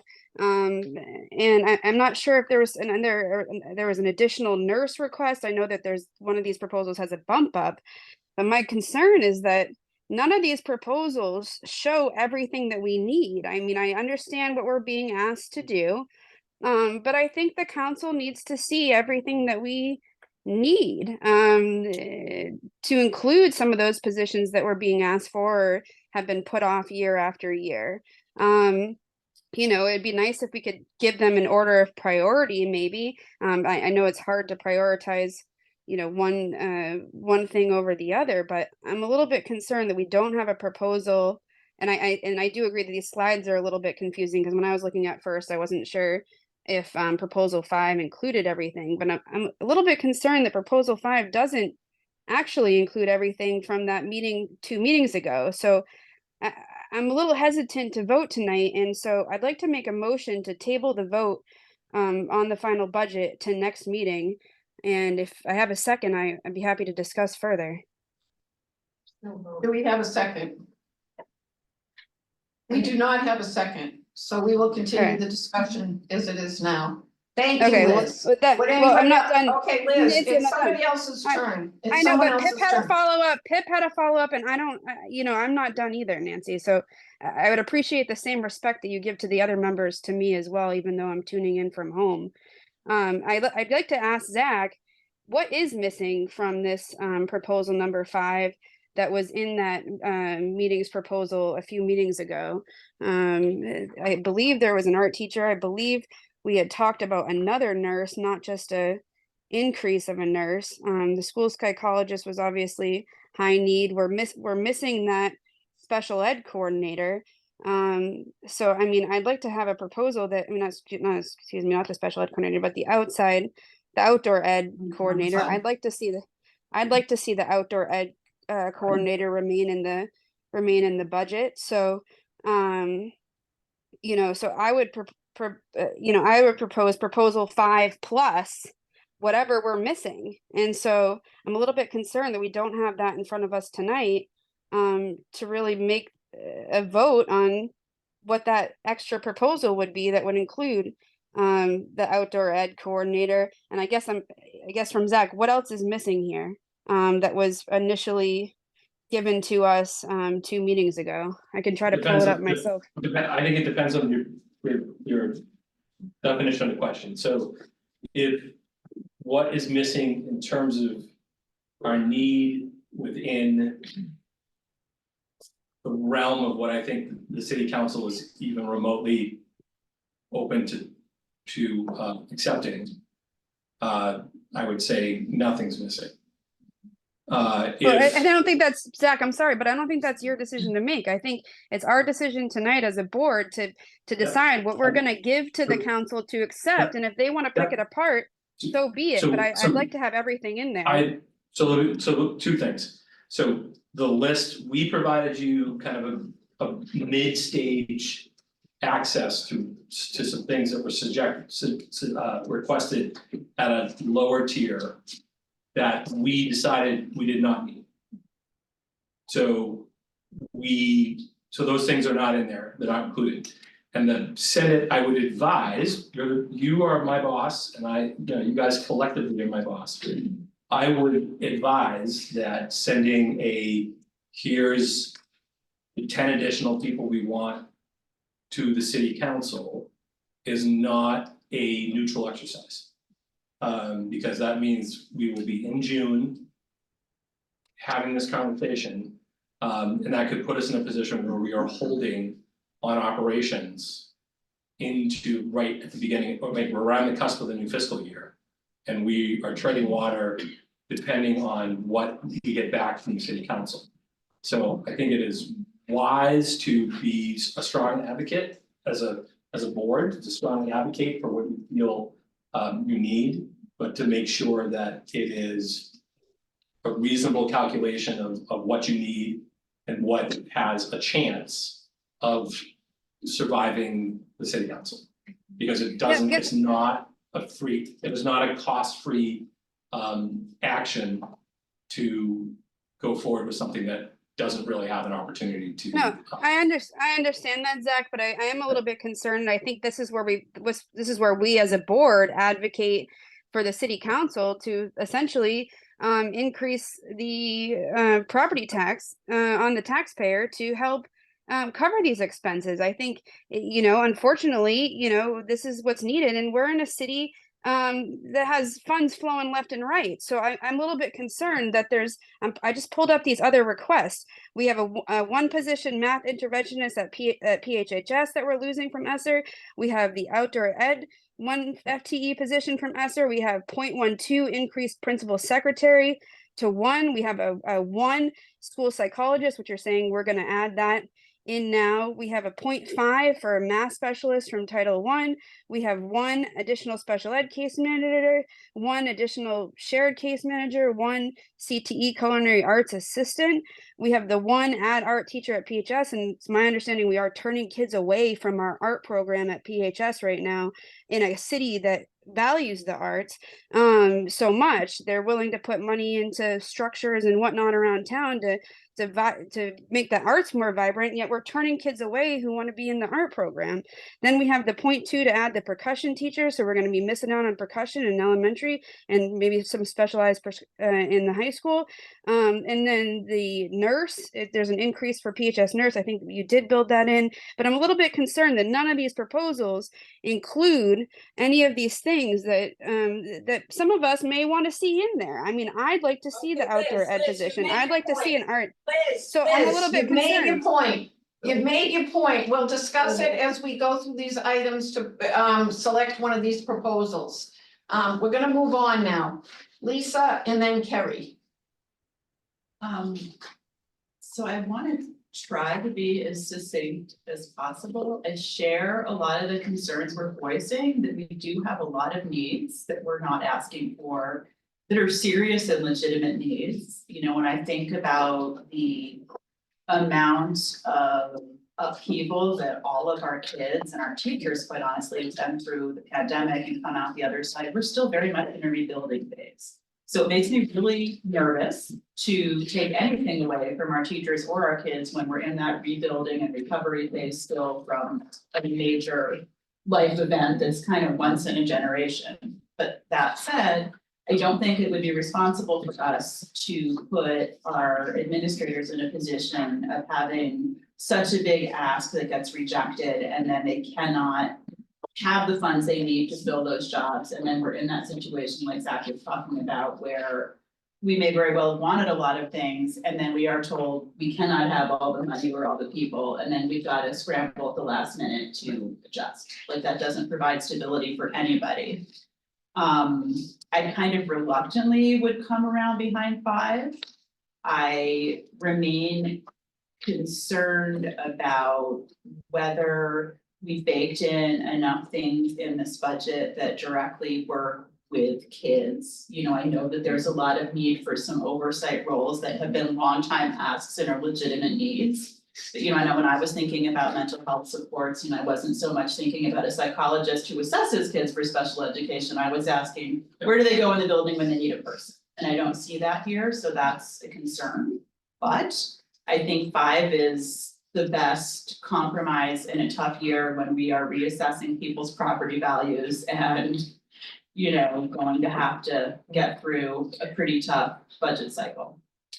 Would you like to make a motion, and then it's open for discussion, obviously, so if we wanted to then discuss what would it be like to add the outdoor educator, what would it be like to add? Can we get a motion on the table? I mean, I'm happy to 5. do that, I just I'll make didn't a want to motion. jump ahead of other people's sort of, I mean, I've heard a few people weigh in on sort of where their heads are at. Could we wait a minute? Yeah, I didn't wanna jump the gun on just, Okay, but I'm happy to do it if that's what's needed. Terry? Yeah, Thank you, I Lisa. just wanted to say, I felt from, I mean, and I totally understand the caution and just wanna remind of like, these are the administrators under Zach coming up with a budget, bringing it to us. And then these proposals are their best option. And so then as school board members to say, but I really want 3 new teachers in Franklin, or I want this, or I want that. Yes, these things bubbled up, but I think we have to be respectful of the priorities that came up in these options. And I, to me, all of those ESSER positions, like the math interventionalists and all of those were well explained as to why we can adapt with a current team. And so I really have no interest in rehashing that. Again, I would love for nature-based education to be a thing, and I think at one point I had asked sort of about the elementary curriculum person. I understand that's too much of a scope to add to her already busy role, but I think that it's gonna have to be another cycle of planning around that with strategic planning, how that comes in.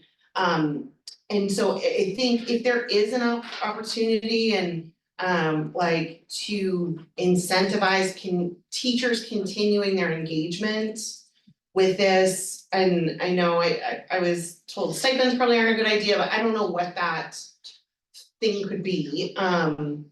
So I think my other suggestion after that is whatever we decide, if we decide tonight, or I would really like to not necessarily to ask for a work session with city council prior to the end of February. I don't know if that is even a potential. But I think it's really important that we have more time to discuss the nuance of this if we do go with option 5. And that's where people's heads are at. So I'd love to see how we could negotiate something ahead of time to sort of educate them on our thought process.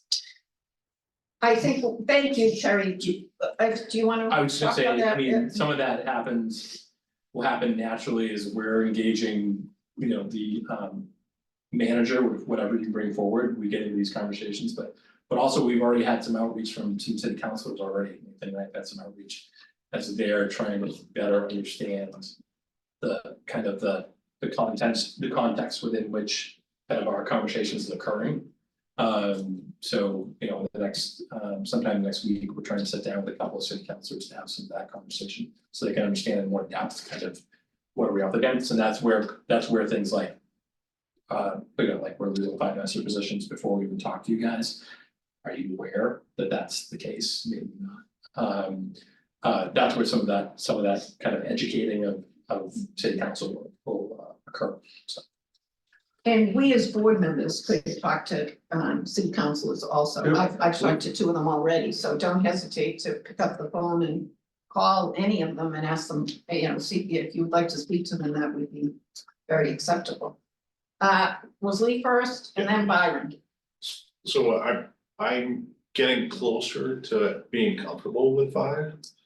I think and this is based on the 15+ people that reached out to us as a board, saying that the nature-based educator was actually important to them and important to their children, and gave really good examples as to why. And then having met Mandy today and the teacher she was working with over at Little Harbor School, I can see the impact that she had. And to me, and I think even what I heard from you, yes, was the principals may feel like it's run its course. I don't think that that's true. I don't think you believe that that's true either, based on the fact that you said, hey, there are folks that are actually starting to adopt this that actually could go backwards as a result of not having. And I think that's disappointing. So that's all I'm gonna say. Thank you. Byron? Thank you. So a few points. So I think what's tricky for me about the ESSER positions relative to the proposals here is the question that's sort of like in my mind is why they were prioritized previously, but they're then deprioritized in these things or in these proposals. And I think there's probably difficult conversations there, but I think looking forward, it would have been helpful to understand a little bit better that context, because I think it's even difficult in making the argument to the council, like we're losing those 5 positions, well, it's like, why aren't those 5 positions the one here fighting? Right, so I think there's just like a baseline there that's like is not intuitive in this, so I think there's some clarification in the future around that. And then relative to the nature-based education, I think, you know, it's been clear from the emails that we've gotten that having kids outside the building, having the nature-based programming has hit a need. And there's obviously support for it in the community, and I understand that this cycle might not be the cycle to, and there's reasons why the way the program was set up historically, why this might not be the cycle where it makes sense to continue it. But I do hope the administration considers earnestly how they might have a program that is in fact equitable across all the elementary schools and does in fact like have a stronger organization for those things. So those 2 points. And then so as far as the proposals here, if 5 is the top of thing that's we're supporting here, I'm definitely in support of it. I don't hear from the community, and I think my sample is probably biased because my community has other parents in the community, but I'm certainly not hearing from anybody that you know, please make sure we keep the budget below this certain percent, because I don't feel that we shouldn't be funding the schools at the appropriate levels. I've heard that from 0 people. I recognize the pressures from the city council and the city manager, but I hope that they are hearing from us that the school community in Portsmouth is in full support of our schools and funding them for the needs that they have.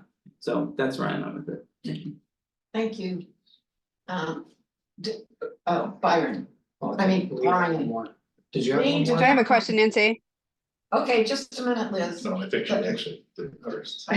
Tish, you haven't spoken yet. Okay. So as I'm sitting here listening, and clearly our community loves that nature-based program, and so it sounds like it's an incredible program. What I'm getting from the conversation is that it's basically a tool for teachers to learn how to teach outside, basically. And I do agree, I've worked in schools where we go outside with kids and like, is this kid gonna run off? Is this kid gonna hit the other one with a stick? I understand that. I understand that completely. So I'm wondering is if that is something that we could utilize for teachers' workshops, giving them the tools. Go through it that way, to give the teachers the tools that way, to continue learning how to do this program. So we're not fully losing the program or kind of receding back a bit. But we're also still being responsible with the budget.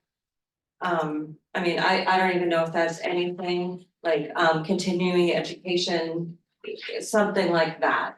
Is there a way we can continue that so the teachers are getting the tools to keep this wonderful program going that I think we all agree is a great program? But also being responsible with the budget and also listening to the principals and the professionals in the schools that have prioritized up to this point. Do you want to answer that question? Do you feel that that's So, I mean, I think, possible in the area? so I think the. So again, if the numbers I have right from principals are right, and this would be plus or minus depending on how you interpret it. But regularly participating classrooms this year in the elementary schools is about 25%. Okay. So there's an idea about what this is, and it's powerful for some people whose kids have been involved in outdoor education. The outdoor the position, which is to enhance capacity. In some cases, kids who are going outside and having outdoor experiences. In some cases, some of those are not connected directly to the embedded training that's part of this person. They're already doing it in some schools already. Some teachers are already doing it. So, you know, the person at the moment doesn't have it's not a full teaching load connected with this position because there's not enough interest. So, you know, that, again, I hear the passion and we'll figure out, I mean, we'll roll it back out. But the people who run your schools are like, this doesn't make a lot of sense. People are passionate about they want kids to have an outdoor experience and they're worried about screen time and they're all those types of things. But the belief is that the outcomes on the ground to the school as a whole are not as powerful as some individual student experiences. Do we know why, say 75% aren't utilizing that program? Like, do we get any feedback from the? I don't have a survey. But, you know, Okay. some of it is, I mean, some conversations with principals, there are teams who are worried about. There are some like grade levels who've had conversations like, we don't want to do this because we don't want to lose the instructional time to go do it. And that's been a discussion in this agreement. But I can't speak to each individual Okay. site because conversations, I mean, I've had them summarized for me. Thank you. Lee, So how was, I guess, the program itself, and I'm sorry, because I'm not coming into this having known what that program and how it started. But how was that socialized in the community itself, like internal to both the school district and to parents? Yeah. Because obviously the parents that have had the opportunity or part of that 25% have found it significantly beneficial to their children. It sounds like that you still have people that are teachers that are doing that now. Why is it taking so long to actually build momentum such that 2 years later, you've got people that are just starting that program? And is there a way to actually have somebody that has adopted that program become a lighthouse for everybody else? So that we can actually continue that So I program think- with the same level of Yeah. commitment. Well, I think two things from the inception predates me. There has never been an expectation that all teachers will do this. So some people have been like, great, this is something I want to do. Some people are, no, that's just not necessarily something I feel is gonna value add to my classroom and experience that I have with kids, or I don't think I'm gonna be able to get through all the things that I need to do that are part of the core curriculum that I'm expected to answer to. You know, that type of thing, and the work through the last year has been to try to establish, I think it's I'm trying to put it, it's like outdoor ambassadors, I think it's, so there's been some work where there's been some PD in addition to, in some cases, the person who's in the role will go out and will either co-teach with the teacher. Sometimes they just do it, the teacher watches them do it.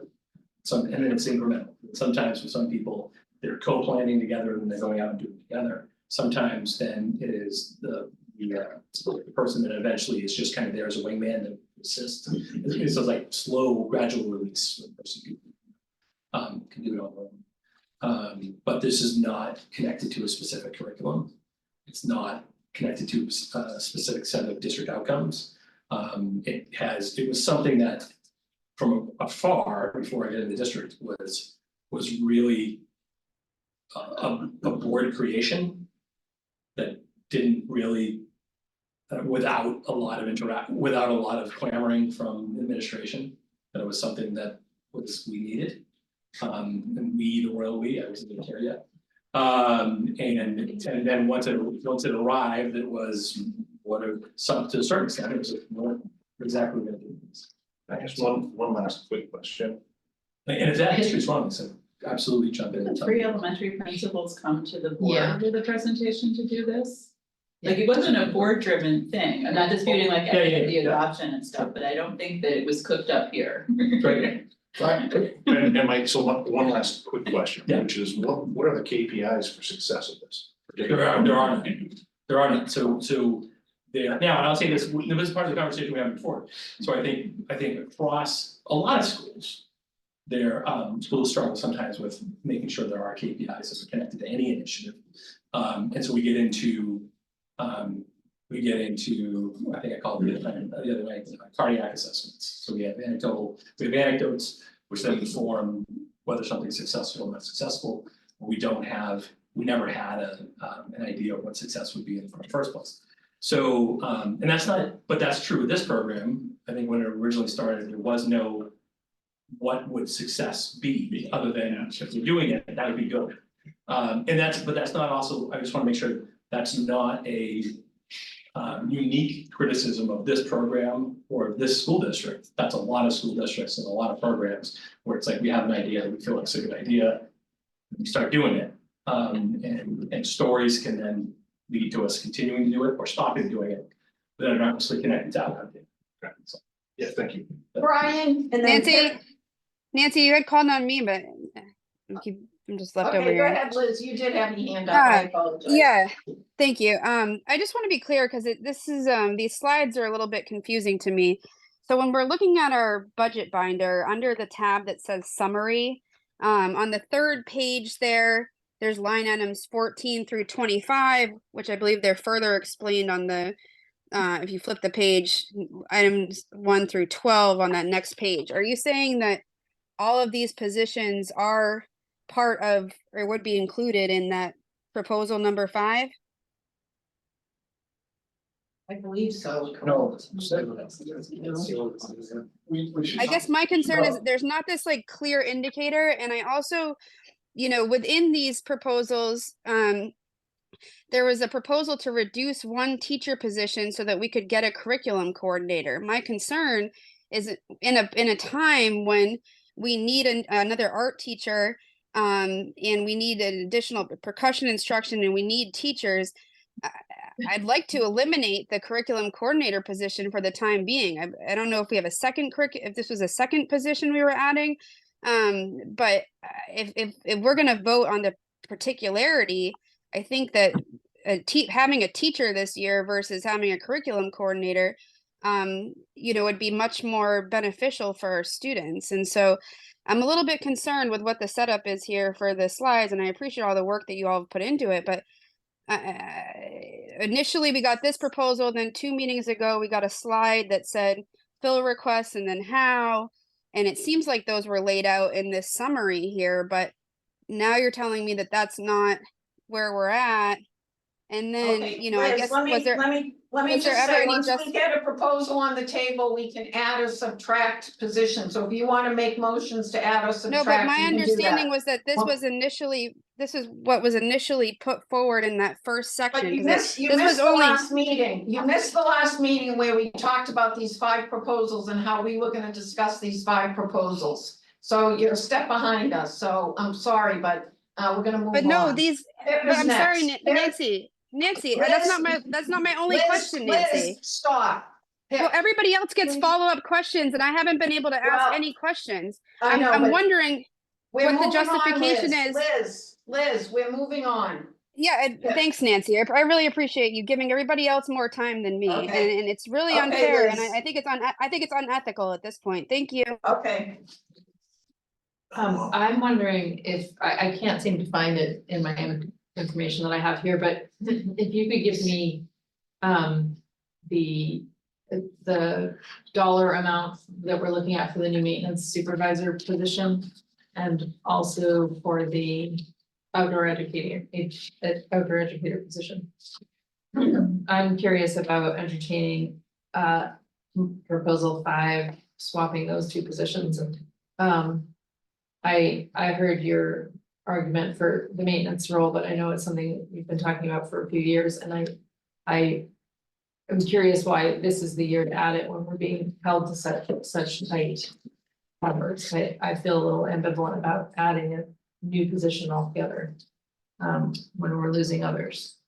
So the maintenance, if I may, Yes, the maintenance position is included in here at $133,659. And the outdoor ed would be $152,483. Okay. So And is there any option to swap or change that outdoor ed position to half-time? Or something, or part-time, instead of having it be a full-time? I mean, I'm hearing that there's not, you're saying that person doesn't even have a full load right now, so it doesn't sound like it makes sense to keep it at full-time regardless. I haven't deeply explored the idea of, I'm not trying to answer it since then. Okay, I just want to be clear that I've heard everything you've explained about this role, and I think, I'm expecting this to be something that resurfaces when we move further into the strategic plan process, and I'm quite sure that our community is gonna identify outdoor ed as one of the areas that they want us to focus on, and I think we've done that as a board for many years already. So I'm just, again, worried about letting this momentum go that we have, even if everyone isn't taking advantage of it yet. It was never set up, as you said, to be something everyone was required to do, but I think that's how some of these really innovative programs percolate and become something. And I would love to see it, as Byron said, love to see it be equally distributed. I'm sorry, maybe Lisa, that, I don't remember which one it is. But, you know, I think we're moving in the wrong direction to let it go. And if there's some way we could keep it going at least long enough to get through strategic planning and determine if it's part of where we want to go in the future, that would be a great help. okay, Brian's had his hand up for a while, and Lisa, you can choose, Yeah, and Kerry and Lee. Okay, let's do Brian, Lisa, Kerry and Lee. Just want to talk about that outdoor ed, that, you know, from a personal experience, my daughters had a very amazing experience at Dondero that was prior to this position that existed. You know, my daughters would come home and tell me how many salamanders they found, and, you know, they had a great experience, and they had it all, you know, mostly through Dondero, and same with my son, with the person popping in, but also previous to that too, so.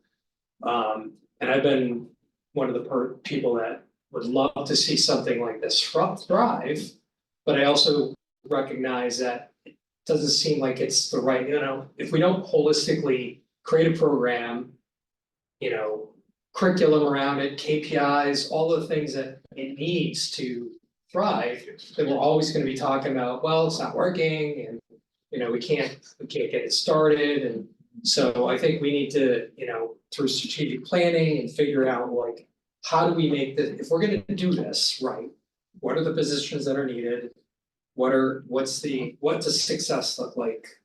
And put money behind it and put a dollar, I think. And that's why we're in this position right now, is we kind of put the toe in the water, but I don't think we had really good idea of what expectations we should have had or had, and I will say, I would like to see it continue in some form, hopefully. I know there's definitely teachers that will continue to do it. But it'd be nice to have something hopefully a little more systemic that everybody can equally enjoy. So I just wanted to say that, because my kids had a wonderful experience with it. How about if we put a motion on the table and then we can continue the discussion, but to have a motion would be great. Like to make a motion Okay, for proposal 5. For the 6.47% increase. For 64,605,713. Second. Thank you, Byron, and I think that I steal your thunder, we do steal your thunder. No, I was gonna say some of what Brian said. I think the other piece I'd love to see is for the teachers who have been early adopters or who have gotten into the program with a lot of enthusiasm. I would love to find a way over the next, 6 to 12 months, however we proceed with this, to hear from them. What are the best practices? Like, what do we think works? Like, what are the benefits? We heard from one speech language teacher at Little Harbor about what she was seeing on the ground, which sounded amazing. And it would be wonderful, since they're the ones that are gonna have to implement it, to have that feedback, and maybe that is part of strategic planning, or maybe, I don't know which of the buckets it falls into. But so that when we do carry it forward, because I agree, people really wanna see this happen in some way. And it would be great to not throw away the experience we've already had when we decide what to build and continue. So, I mean, I'm a little on the fence about keeping that position in the budget if it's not needed as a full-time position at this moment, but I would be really sad to see it completely disappear as an idea that we offer kids while we're figuring out what the next steps are. So I don't know what the perfect answer is. I was just gonna say, none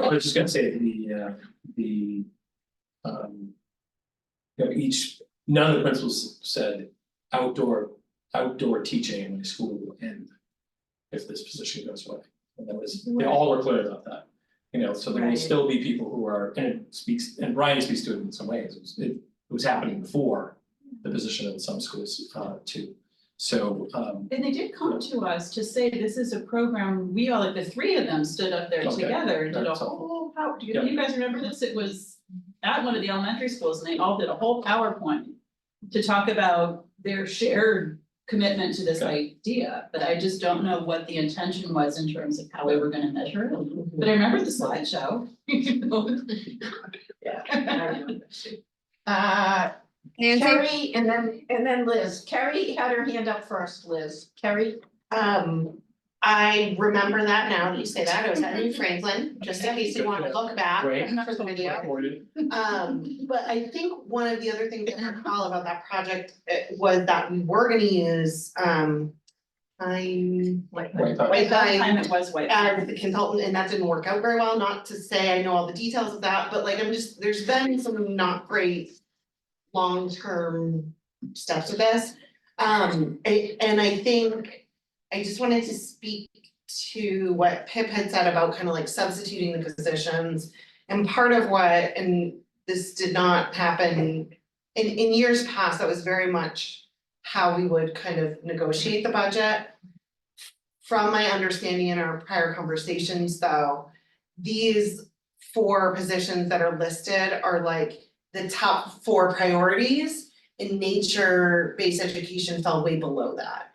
And so I just, from an administrative perspective, so I just worry about us as a board making those kinds of substitutions. But I would be really supportive of some sort of interim, like, and I don't know that you responded to it yet, but just like what stipends to have those lighthouses, like to give financial support and recognition of these teachers that have been doing this work to mentor others in their schools, and whether you call it lighthouses or whatever it is, Absolutely. mentors, Gatekeepers.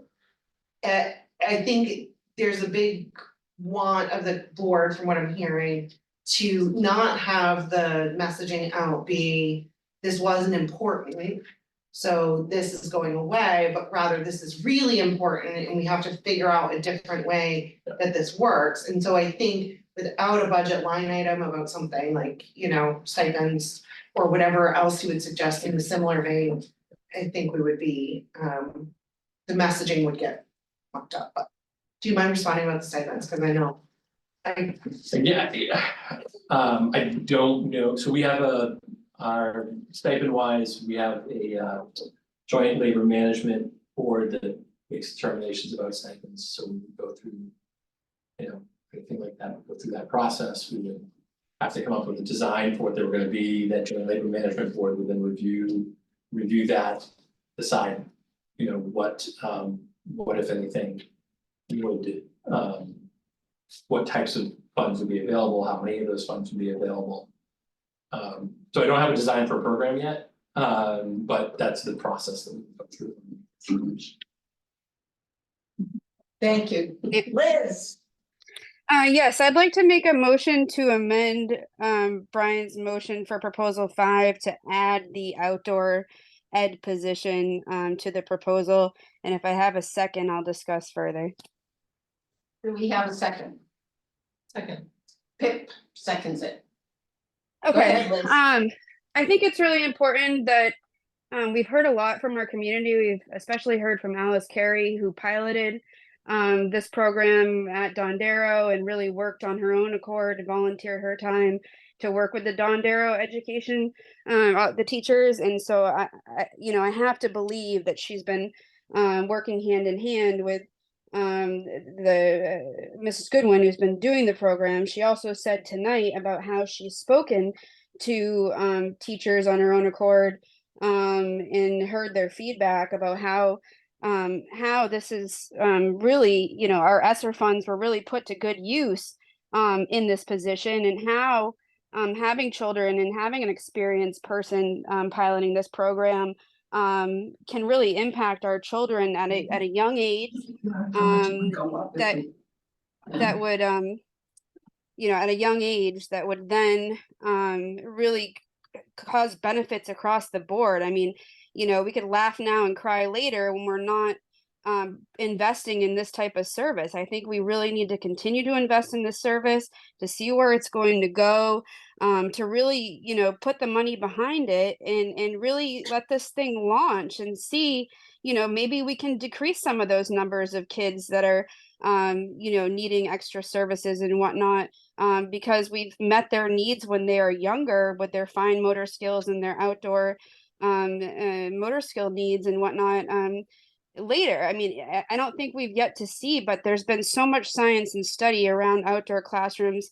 The UNH Child Study Center for Children piloted an outdoor classroom there and has showing great benefits, and these classrooms are going nationwide through Timbernook and all these other programs. So I think that it's important that we give the budget proposal to the council that we all stood behind, and that we all said, you know, we'd really like to, you know, put our best foot forward here. And so I think, you know, I don't think, unfortunately, I know Zach's given us some information, but I don't think we've really heard from everybody like Alice Carey has heard from everybody, you know, from a lot of people doing this, because she's been boots on the ground here. And we've heard from our community. We've received a lot of emails about this and feedback about this program. And so I'd like to see it move forward, and would like to include it in the budget. Thank you. Okay, thank you, Liz. Do we have any more debate on the amended amendment that was just, the motion that was just made? And Nathan, do you have any number for us of how much this 6.47% would go up? Yeah. If we added that outdoor position? Working from the proposal that we made last week, number 5, which includes the budget that's in your binder, plus $92,320 to support the modular classrooms at Dondero for the first year, set up in first year. It includes the psychologist position. It includes a special educator shifting out of the IDEA federal grant into the operating budget. It includes 50% of a math specialist at Franklin, shifting out of Title I and coming onto the operating budget. It includes increasing the second high school nurse position, which is currently at 60%, to 1.0 to 100%, so adding 40%. And it includes the maintenance supervisor position being created. If I then add the elementary outdoor educator, that costs $152,483, it would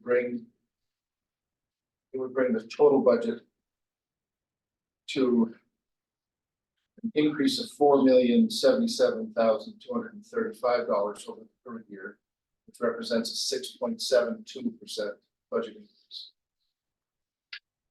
Okay. Carrie, as much as I love this program and really want to see it expand it, I'm not in favor of the motion to add the full position.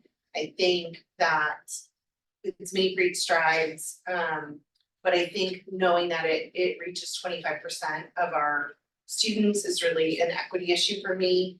And I will propose a motion for stipends to be determined by the joint something committee. In order to help sort of move this forward in a way that isn't such a huge increase to our budget after. Tish, Lee, Byron. So I do agree with what Carrie's saying. But also I'm coming from my education, my degree is actually in education. And one thing I learned when doing a lesson plan, we work backwards. We have the goal first, and then we move backwards. I would like to see, I think this program is incredible. I think getting students outside in nature, bringing it back to learning math, learning science. I mean, you can integrate so many different lessons into it. I would love to see that. But I really feel that as a past educator or whatever, I want to see what the end result is going to look like first. And I think that would be the responsible thing, especially where the administrators from these schools have prioritized that we really need to lean on them and their expertise on these positions. But I do love Carrie's idea of a stipend to continue this going for the 25% that are utilizing it right now. I think we have Lee, Byron, oh, no, it was Lee and Nathan. Is that right, to Byron too? Okay, let's do Lee, Byron, Nathan, Brian. So I like the thought process. I hear what you're saying in terms of the adoption rate is slowing. I think, if you had a great idea, which is, do we actually need to have somebody full-time? Can we patch it until we can actually make it a much better program? I like your idea as well, Brian. So I actually like the combination of ideas that the board has brought to the table. I'd hate to see this sort of get put on the back burner. I hate the fact that we're deciding to throw a patch at it instead. But if that's what we need to do for the meantime, so that it doesn't die, I think is actually important. And when I say lighthouse doesn't mean that I just have someone that ends up picking up the mantle within the organization. It also means that that person actually socializes the success of that to the other teachers so that it gets adopted by those other teachers. And that needs to be part of the future programs. Thank you, Lee. Brian, Byron. Byron. Good. Yeah, I It's getting fried. just want to say, I appreciate the motion and where the maker of the motion is coming from on this. And I definitely see the need in the community. However, I don't think I can't be in support of it. I don't think a full-time position at the current usage and is warranted. I echo what the other board members have said in regards to defining what the program even is, because it sounds like it's not defined enough. So I'm support of the concept, and I think other board members have said in regards to this being teed out in strategic planning. I think there's opportunities there. I think there's further opportunities to support this program. Don't think a full-time position being added onto this budget is the most responsible way to get there. So I will not be supportive. Thank you, Byron. Nathan? First thing, I just wanted to touch on, I don't think that there's anything happening at the high school in terms of people getting snubbed out of art classes at all. That's just, from what I've heard and from what I've seen, that's just not happening. The art department's going strong, and there's a bunch of our classes, I've taken 2 of them, it's going fine. From what I've seen, normally I try and stay out of budget stuff, I just a little on my league, but yeah. But from what I see right now, proposal 5, I would support. I mean, what you said, Brian, a little bit, it's almost like we need these 4 things, you know, and I think that along with the outdoor educator, maybe from what I've heard also of how like we don't really know what it is, well, having it be almost a part-time thing would help you then see what that can become, and then in the future making it a full-time position. And lastly, what Byron said a little bit about ESSER funds, even when I can speak on a little bit with the math interventionist, like it went away, but now what do we do after that? Like from what I've heard from math teachers and the director of curriculum at the high school, I mean, there's a lot of students in dire need of math help that's outside of just the math teachers in the classrooms. And I think that that's just a very big thing that we also need to look at, because when that just goes away, well, what else, what can we put in place with that, you know? So that's all I have. Okay, thank you. I guess we have Liz. Oh, sorry, so did Brian want to go? I think you had called on Brian before me. Go ahead. All right, Liz, go ahead. I guess, Then we have yeah, Lisa, sorry. and then we have Brian. All right, yeah, I guess I just would ask briefly, I mean, I think this, I would ask that the board consider proposing the outdoor ed position and sending the proposal to the city council. If the city council ultimately hears from the community and decides that they don't like our proposal and they're willing to give us everything else besides that, then they can make that decision. But I think we should put it on the table for them. My concern is that we're going to lose this teacher. I mean, maybe she can be moved into another position or whatnot, but my concern is that, you know, now we're trying to put patchwork on it with these stipends or whatever, when we don't even know if we have somebody to sort of fill that space. And I mean, I guess, you know, to the point of the fact that the middle school doesn't have this and it's just, you know, 25% of our students. I mean, I think it's hitting a critical 25% of our students. You know, that when the brain is developing the most in early childhood, especially with kindergartens, first graders, those are getting hit hard. And so I don't know if there's, you know, if we do keep this position, if there's a, you know, instead of being elementary outdoor coordinator, it could be elementary and middle school outdoor coordinator. And we can continue to expand it across the board. I'm a little bit concerned that this is a community of Portsmouth, and this is a progressive model here that has it's shown effective so far, according to what we're hearing from our community, and I'm a little bit concerned of getting rid of it. So I'd ask that we vote on the amendment, we move the motion to a vote, we vote on the amendment, send it to the city council, and let them decide whether they want it or not after they hear from the community, because I have a feeling the community is going to be reaching out to them asking for it too. So I think it would be, I know I hear what our administrators are saying, but our community is really asking for this position, and I think we should move forward. Thank you. Liz, I think you don't understand that the city council votes on a number, not the position. The school board decides the positions, the city council votes on the final number. So the city council would not get involved about whether this position is necessary or needed. But I think, but they Just so go you back and understand forth. that. Yeah, no, I understand that, and I've watched the prior processes, and they've had Nathan, and you know, I think I was watching more when Steve was there, but they, you know, Nathan and Steve came in and said, hey, well, yeah, we could cut back on this or that. You know, and maybe you could go down here. So I think that there's some conversations that are had, and then if they ultimately come back and say, no, we're not going to accept 6.72, we'll only accept 6.47, then that's so be it. That's where we're at. But I think we should lay the 6.72 on the table with this position intact and let the community voice their concerns to the city council, because we've heard from our community. They've been calling in, they've been emailing, and I think it's a little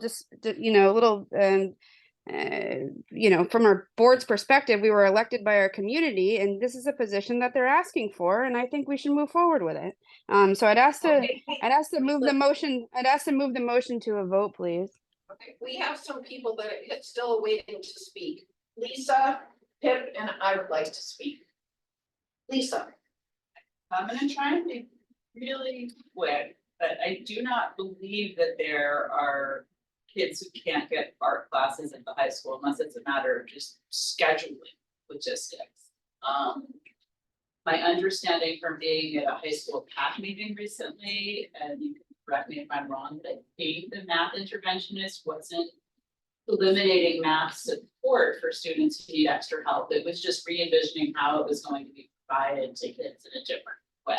I believe it was a don't special, remember all it was like a special program or something. Right, so there's still gonna be a similar level of access to support, but I think it's being done differently. And the last piece is, I'm pretty sure I might be wrong about this, but I think for stipends of the size we might be talking about, I don't think that necessarily comes to the board. Like, I think that was part of the teacher contract negotiation process, Yeah. about like those positions. So, And I guess it would depend on the dollar amount, but I don't know if we need to necessarily. so the way in which the teacher CBAs decided, there was an initial set. Right, so we wanna add one. stipends, and then the joint labor management team was created with the idea that in between Okay. contracts, you might want to shift stuff, like, oh, we don't have this anymore, we could reallocate that money that was gonna go to this thing that we don't do, we did do when we were negotiating this other thing, that group meets, what data, and they try to come up with fair amounts of money that would be acceptable to give certain projects. And I actually agree with this, if anyone else has any short things to say, but I would love to see us vote on the amendment, vote on the other. motion. Okay, I think Pip has something and then I have something and then we'll vote. I wondered, as the seconder of the amendment, if the person who proposed the amendment would be amenable to amending the amendment. To something for like what Carrie has suggested, which would be instead of the concept of putting the full-time position in proposal 5, that we include some sort of monetary accommodation for the. No. I think it's, Sorry, I think it's Pip. Yeah, generic, Pip. but it's just Yeah, separate. Pip. Okay. Yeah, Pip, no, I don't want to do that. Okay. Am I next? Okay, I just have a few things. First of all, the Dondero module is in this, correct? Correct. Can we take it out and let the city pay for it? What, wasn't there some conversation that the city was gonna pay for that? Well, I tried. That's what we Tried. We were encouraged to put it in our budget. The answer was, rather than asking them to find dollars somewhere in the city's umbrella, if we need it, we should include it and talk about it, like it should be part of our budget request. So. We're confident we're gonna need it, correct? I think we had a meeting, a couple of us in the room had a meeting today with folks from planning. I don't think, we didn't come to an official conclusion. I mean, we still have more conversation to have. We're gonna need it. I think there's a strong possibility that we'll need it in the short. Okay. I was team, let's redistrict by before next year, and I am no longer on that team. I have left it. I understand the complexity better. Okay, that was one question I had. The other question is, I know Nathan's gonna hate me for saying this, but Nathan, if we took out the full-time maintenance supervisor position and put in this outdoor educator, you would not be too happy and Zach wouldn't either, correct? You feel that that maintenance supervisor position is extremely important. Correct?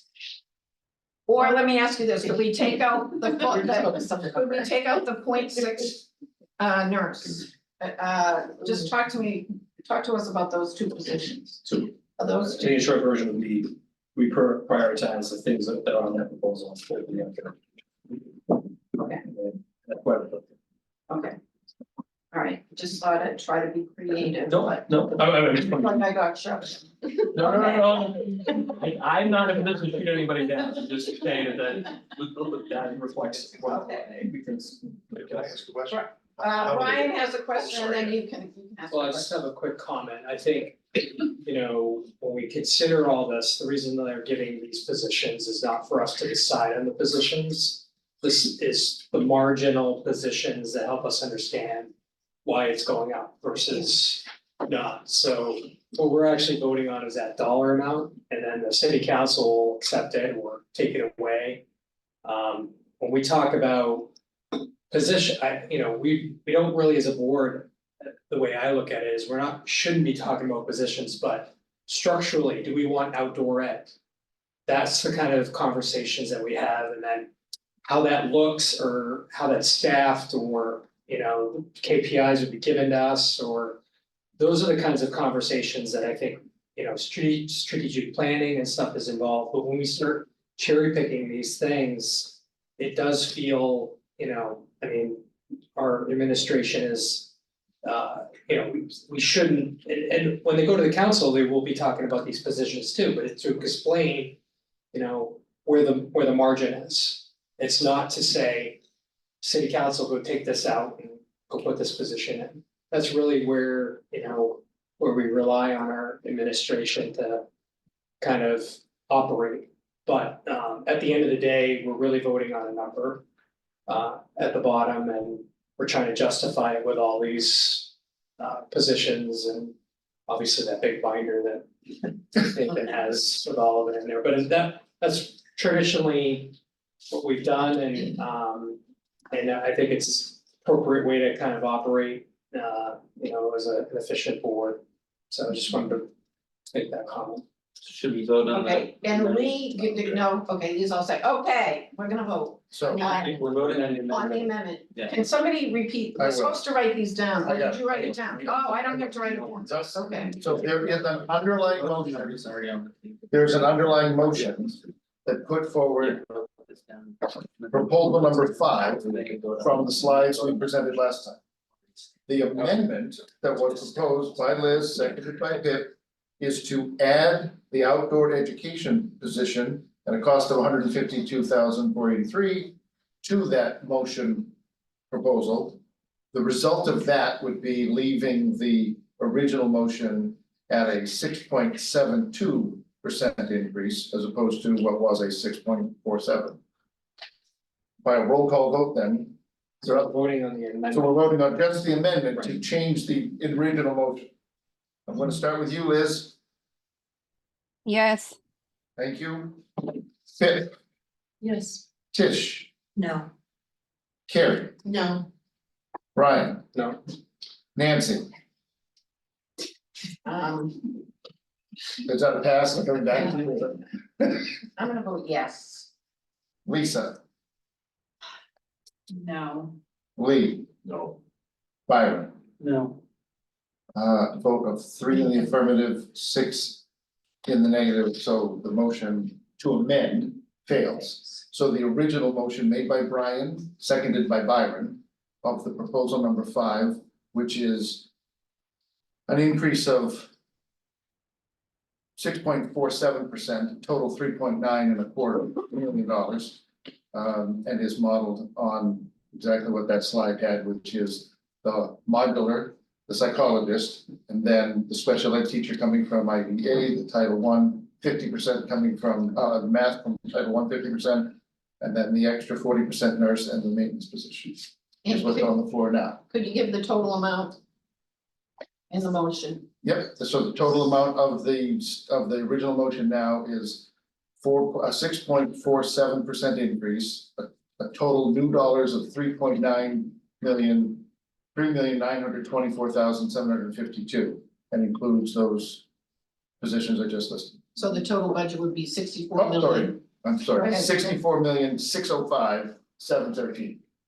Okay, roll call, please. Roll. Oh, Roll, Liz, we're taking the vote, okay? I have another motion, Nancy.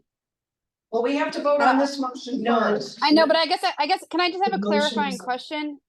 I just have a clarifying question as far as, I understand us voting on the budget and moving forward, it's a number that we're putting forward, but I guess I'm wondering about this curriculum coordinator position and not having that and keeping the high school teaching position, because I think it's really important to keep our boots on the ground teaching position versus adding that curriculum coordinator position in prior to hearing from strategic planning and whatnot. I know we've talked about this a lot, but we're in the middle of trying to make a, significant budget decisions when we're asked to cut a budget. So I'm wondering if that needs to be an amendment to change, to keep the high school position and not have a curriculum coordinator this year. Okay, thank you, Liz, but we're gonna move the question because that's what we agreed to do. I'm Carrie, talking do you about have making something? another amendment. But we haven't agreed to do that We though, made the so. decision to move the motion. I think we should. I thought that was on the amendment. So I think, my understanding, just in Yeah. terms of where I think we were, was we had the amendment, we voted on the amendment, and the amendment failed. Now, the original motion is back on the table, but not necessarily moved to a vote, so it'd be back to the original motion, Brian's original Well, motion. I'd like to move the question, I'd like to have a second, hopefully I on would that, second you on that. and if that's true, then we need to vote. Okay. I just don't To understand see why I what we can't need get to vote clarity on. on this. Can we Wait, get clarity on this Liz, though? We're gonna move the motion. We're I gonna just vote said I on was the making a, motion. Nancy, but before Brian said that, Nancy, before Brian said that, I said I'd like to make a motion. Because those. I was making a motion before Brian said that, Nancy. Alright, let's have to let's vote on the moving of the question. Yes. It's been Okay. moved and I know, it's been but I was seconded. making a motion before no. Brian moved the question. I was talking and I was making a motion. So that's what my Liz, do we concern have- is. Do we have a And- second to Liz's motion? Do we have a second? There's no. I didn't even, All right, I was Liz, make a speaking out the motion. motion. My motion Make the is to, motion. my motion is to not add a curriculum coordinator and maintain the 1.0 teaching position at the high school. Do we have a second? We do not have a second, the motion fails. And now we vote on moving the Can I make a motion? I guess so. Go ahead. I'd like to propose that we add $20,000 in stipends to be administered by administration in whatever ways happen for whatever they see fit for continuing nature-based education. I believe that it would be a 0.03 increase, so that would bring the increase of proposal 5 up to 6.5, if I'm correct. Second. Can I ask the administrators, oh, do we have a second? Yes. Okay, thank you, Pet. Thank you, Carrie. Does that sound reasonable to our administrators? Does that sound like that amount is gonna be able to accomplish what we're hoping to accomplish? So I'll here's I think here's the key. So I think back, all the way back to the conversation, in two different ways, from something Lee said, and Tish talked about. As a educator, backward designing your lesson plans, right, your unit plans, and so it's, what is the goal? And then you work backwards to design something that's gonna lead you up to the goal. I think one of the challenges, going back to KPIs, that Lee was talking about, is this is something that was put forward into the world without a clear vision of what it was going to accomplish, other than we fundamentally believe, I do too, that having kids in nature is good. But what wasn't clear in terms of the initiative was, what was this specifically going to do, and what was success going to look like at the conclusion of it? And I think part of the reason why that was never totally spelled out is people knew it was only gonna be for a couple of years through federal funding. And so it was like, whatever we get out of it, we get out of it, I assume is kind of some of what the attitude was. It'll be good for kids to be outside. We don't know exactly what it'll look like on the backside, but hopefully it will instill some of this in teachers moving forward. And we don't think we don't have the funds to have a outdoor educator in every building. We don't know that we have a design yet for mandatory curriculum redesign connected to outdoor based things. So anyways, so all that, I would say, will the stipends accomplish what we're trying to accomplish? Depends on what we're trying to accomplish. which is not fully defined. But I would say it will, if drawing from people's conversation, it is to maintain, at least hold where we're at. And potentially maybe enhance some momentum via lighthouses. Then yes, it has the potential to do that. What I don't have the answer to yet is the process by which, according to our CBA, we would do that. So I can't fully, I think we can figure out something to accomplish the spirit of what you're talking about. I just don't know exactly structurally what that's gonna look like yet. And what the hoops are that we will need to jump through in order to accomplish it, but I think we can probably find our way there. Do you think, Nathan, in terms of, okay. Tish, oh, go ahead, Nathan, go ahead. So, I do like the idea of. I love that idea and I'm behind that, with, as what you said, Zach, is it's keeping. The idea of it there, and then the teachers that are participating in it this year and maybe with parents. They can come up with a plan of what the main goal is, what it's to look like. And next year when we're voting, hopefully. They have that we can then talk about the benefits, the outcome, what we're looking for in that program. To put it in the budget next year. So by having a $20,000 stipend there, we are creating some means to keep it going. Not fully what it looks like now, but the teachers that have been participating, they will have some means to continue it. They'll have some money for any supplies they might need or like the lighthousing and all of that. And I'm sorry, I talk a lot with my hands. And believe it or not, it helps me think. I appreciate that. Yeah. So. It helps me think. But I do like that idea. I do like keeping that program, if that $20,000 stipend. At the, what'd you say, it was 0.03%? I think that's the minimum of what it's worth to keep the program there. To really build what the program should look like for the following budget year. That's what I would love to see. Thank you, Tish. Pip. And then Liz, we have Liz after Pip. Conveniently, Tish just covered just about everything I was gonna say, so. It was my hand movement, wasn't it? Yeah, you did that part, thank you. I'm I'm not. I guess my only question would be, in this scenario, would it be safer for us to just allocate $20,000 to support our nature-based programs? You know, to frame it that way in case we don't find that stipending is the best way to do it. But it's hope, I mean, it gives me some hope that over the next year, we could figure out how best to support this concept of making sure that people are making sure our kids get to have some exposure to the outdoors and also continuing the momentum that we've built. I think, and maybe Nathan's thinking this, I mean, for me, that's the allocation of resources for ways that we can then best design something to try to create the outcome. What I hear as an outcome is, again, at least maintaining the level of engagement amongst staff that we currently have and or expanding that while we have deeper consideration of what this means in terms of programming going forward. That's what I'm hearing as the goal. If we have $20,000 allocated for then we have to go back and try to design what is gonna best accomplish that goal. Then I think that's your thing that that puts us in the best position to try to create success for you based on things that you won't even be able to see, right? So I think that's I don't know. I completely agree. I mean, he said it way better than I was going to. I was going to prick the scab of. It's not easy. It will be easier for us to take resources and allocate them in a productive way. Easier than to try to identify how to stipend folks for doing during the course of their regular day. Stipends are normally an after, like an extracurricular and additional thing, so it might be harder for us to figure out how to. Reach this with stipend, but with resource, I think we can. How would you recommend wording it? I think resources as opposed to. Or just 20K. Or just 20K additional, I mean, it's. 20K. Amend my amendment. Would you agree, seconder? I agree. No, you just add the 20K and we know. Just say it's 20K.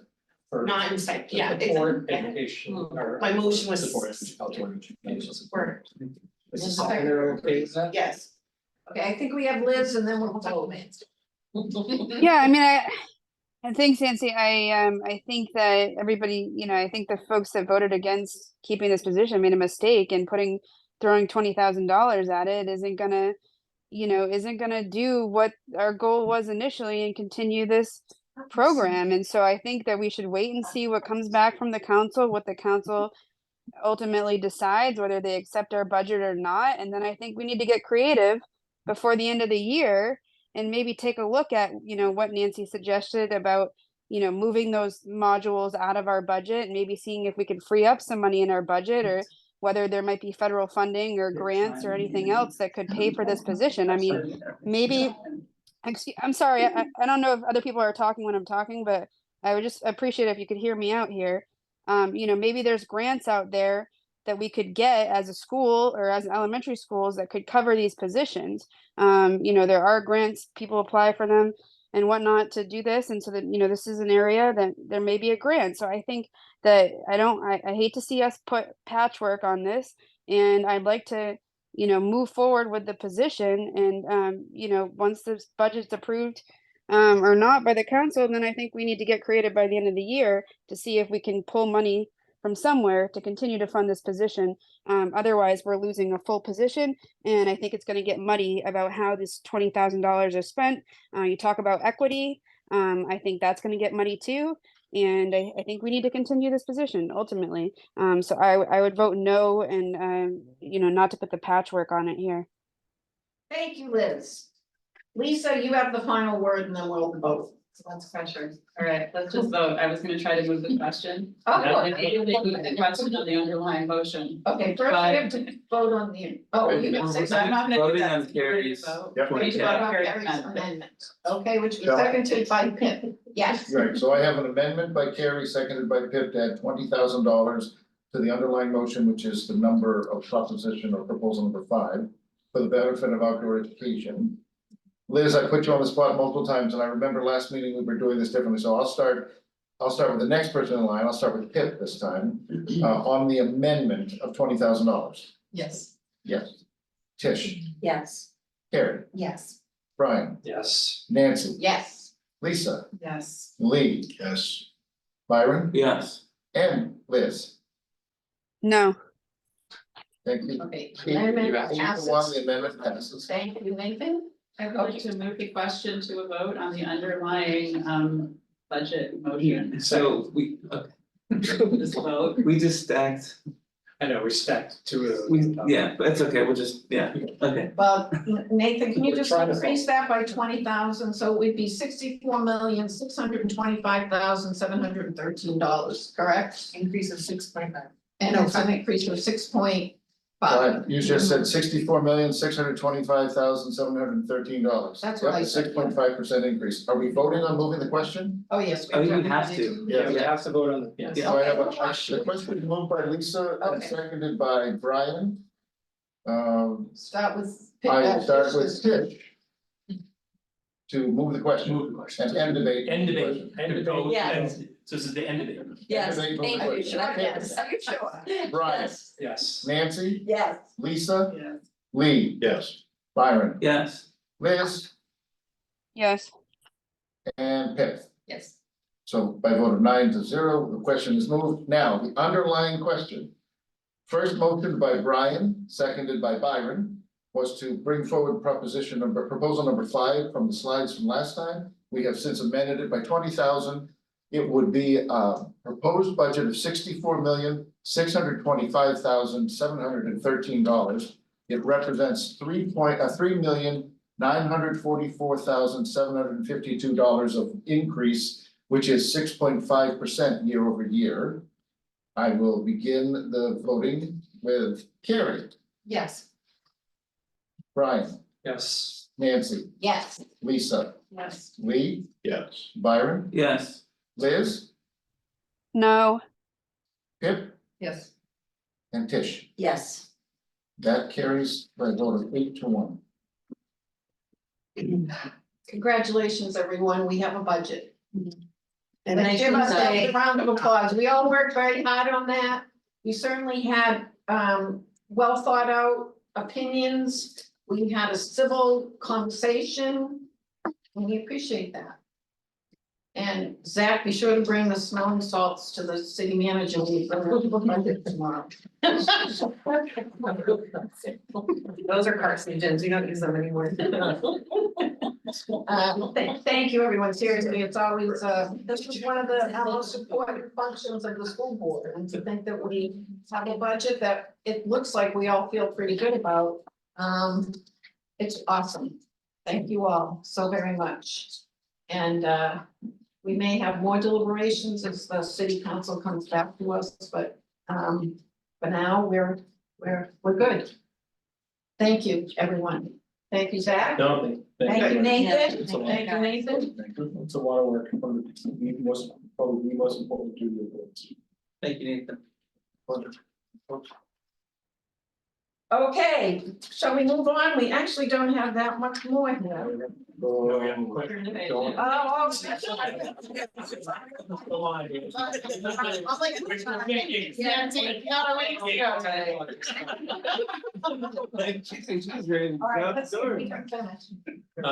But Pip's in charge now, so she can. Go ahead. Yeah, good luck with that. Okay, actually, I will try to be quick, but, so we have. We have two policies to consider. We have a few more later, but we'll first get to these. The nursing person is the first one. This is one that you've seen before. It went back to the policy committee because there was one request to change, but also there was some informal surveying that went on amongst people who had who this policy had applied to or who had experience with nursing in our schools that we wanted to consider. And then also the city is creating their own policy that is similar, and we wanted to make sure we were in line with that. So the city is not finished yet with theirs. So we have, the committee recommended moving this policy forward anyway, and understanding that we would, once the city had finished their process of developing their policy, that we would go back and review ours and make sure it was in line. But we felt it was important to move the policy forward because we needed something on the books. And so we are so at this point, we are recommending it with the one change that and it says no internet suddenly. That was to add the words if feasible. I'm sorry, to eliminate the words if feasible from line 55. Which was a recommendation from the last time this was up in front of the board. Motion to approve, second. Any discussion? Nancy? Yes. Just briefly, I'm wondering, we're almost at 10 o'clock. I'm wondering if we can move up some of the, like the approval of leaves of absences and save some of this other policy stuff for our next meeting. Is there any discussion on this motion? Is there any discussion on this motion? We're talking about this motion, Liz. We're not talking I about. understand that, and I have no more discussion on this motion, but as far as going forward with tonight's meeting. Then we're gonna vote I'd on ask this that we- motion. Liz, we're voting on the motion. Nathan, can you do the roll call, please? Now start with Brian French, Yes. Nancy Claiborne, Yes. Lisa Rappaport, Yes. Lee Hudson, Yes. Byron Matto, Yes. Liz Barrett, Liz? Yes. Liz, on the policy, yes? She said yes? Yes. Okay, sorry. Pip Clues, Yes. Tish Campbell, Yes. Carrie Nolan, Yes. 9-0, it passes. Okay, Okay, the next policy is the purpose and role of the board. This one you've also seen before as part of that big group of board policies that we handled in December. Actually, sorry, some of you haven't seen it. But this one was originally recommended for elimination. And after it was pulled out by one board member out of that group of policies that we voted on together for a little bit more discussion, we had the discussion and we are now once again recommending it for elimination. Do we have a motion? Motion to approve. Do we have a second? Second. Do we have any discussion? Carrie? Just wanna clarify, so I know that we adopted more, can you just go back to where? Why we don't need this anymore, cause I believe it's covered someplace else, but do you recall which policy it is? I do not know exactly, I don't think it's covered in another policy, it's covered by law, first of all. And also, somewhat in our board rules that we came up with. So we felt like it was redundant to keep it in this context. Okay, thank you. And I also, think- and I just want to point out, you said motion to approve, but I think you mean to eliminate. Oh, to Oh, eliminate. yes, Okay, motion so- to approve the elimination. Yeah. Make sure they're doing the right. I might have. So I'm sorry, I'm trying to recall the policy we had on this, and my recollection was that we came, because there is a version of this policy that's recommended by the state's school board association.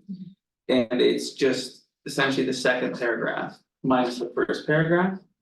And it was my recollection that we were going to remove this and adopt the one that was recommended by the New Hampshire School Board Association. Okay, I think either you're mixing it up or I've mixed it up here, Okay. because there is one where that's the case. Okay, So let me make sure we are. and maybe that's later in the agenda, and I It apologize. is later in the agenda, I Okay, think, okay. but let's make sure we have the right ones, just so we're not. Just looking for minutes, 'cause down below we have minutes from that meeting. Yeah. Nancy, So- can I make a motion to table this and future and other policy discussion tonight until the next meeting, please? No, we have to vote on this because the motion's already on the table. So we I have just to did a vote on motion this to, I did a table. motion to table that motion, Nancy. Do we have a second to table this motion? We don't have a second. We will continue. So Byron, I believe it's the amendment and administrative regulations one where we decided to use the sample policy instead of. Yeah. Our policy, You're right, thank you, I so that's apologize. coming later. in the agenda. And this one is Yeah, that's reflective of the elimination for the reasons you. Right, they were Yeah. we had similar discussions about both of them, Okay, Because they were because they are both required by law, I mean, sorry, They're they're kinda both tangential. covered in law and connected. they're similar, yeah. apologies, thank you No for problem. reminding me. Yeah. Fine, that's fine. Yeah. Thank you for your clarification. Okay, we vote? Yes, Nathan? On eliminating policy BBAR, I'll start with Nancy Claiborne, Yes. Lisa Rappaport, Yes. Lee Hudson, Yes. Byron Madden, Yes, Liz Barrett, Yes, Pip Clues, Yes. Tish Campbell, Yes. Carrie Nolte, Yes. Brian French, Yes. carries 9-0. Point of order, just a possible procedural piece. Yes. So we are approaching, it's 9:58, to proceed based on our rules, to proceed beyond 10 o'clock. We would need to suspend the rules, we have to vote to suspend the rules. I think Liz's point that we would not wanna, it's good to not have people lingering who are employees who need answers to stuff, and I think the last time we did a 10 o'clock, when we hit the 10 o'clock deadline, we left some things lingering. I would suggest, although I can't make the motion, that you suspend the rules for the purposes of just considering very quickly the two leaves. You take care of that, and then if you want to call it a night, that's up to you, but I would say, encourage you to suspend the rules to at least take care of those. Motion to Wait, suspend the rules. motion to just pass those two leaves of absence. You can do that. And then we can be Without, done. Yeah, so we're gonna suspend the rules in order to change the order, right? That's true too, Yeah. yes. I will note if there's a policy plan that we really I- need to have in place legally, A as soon as motion, possible, but. motion to suspend the rules to extend meeting until 10:10.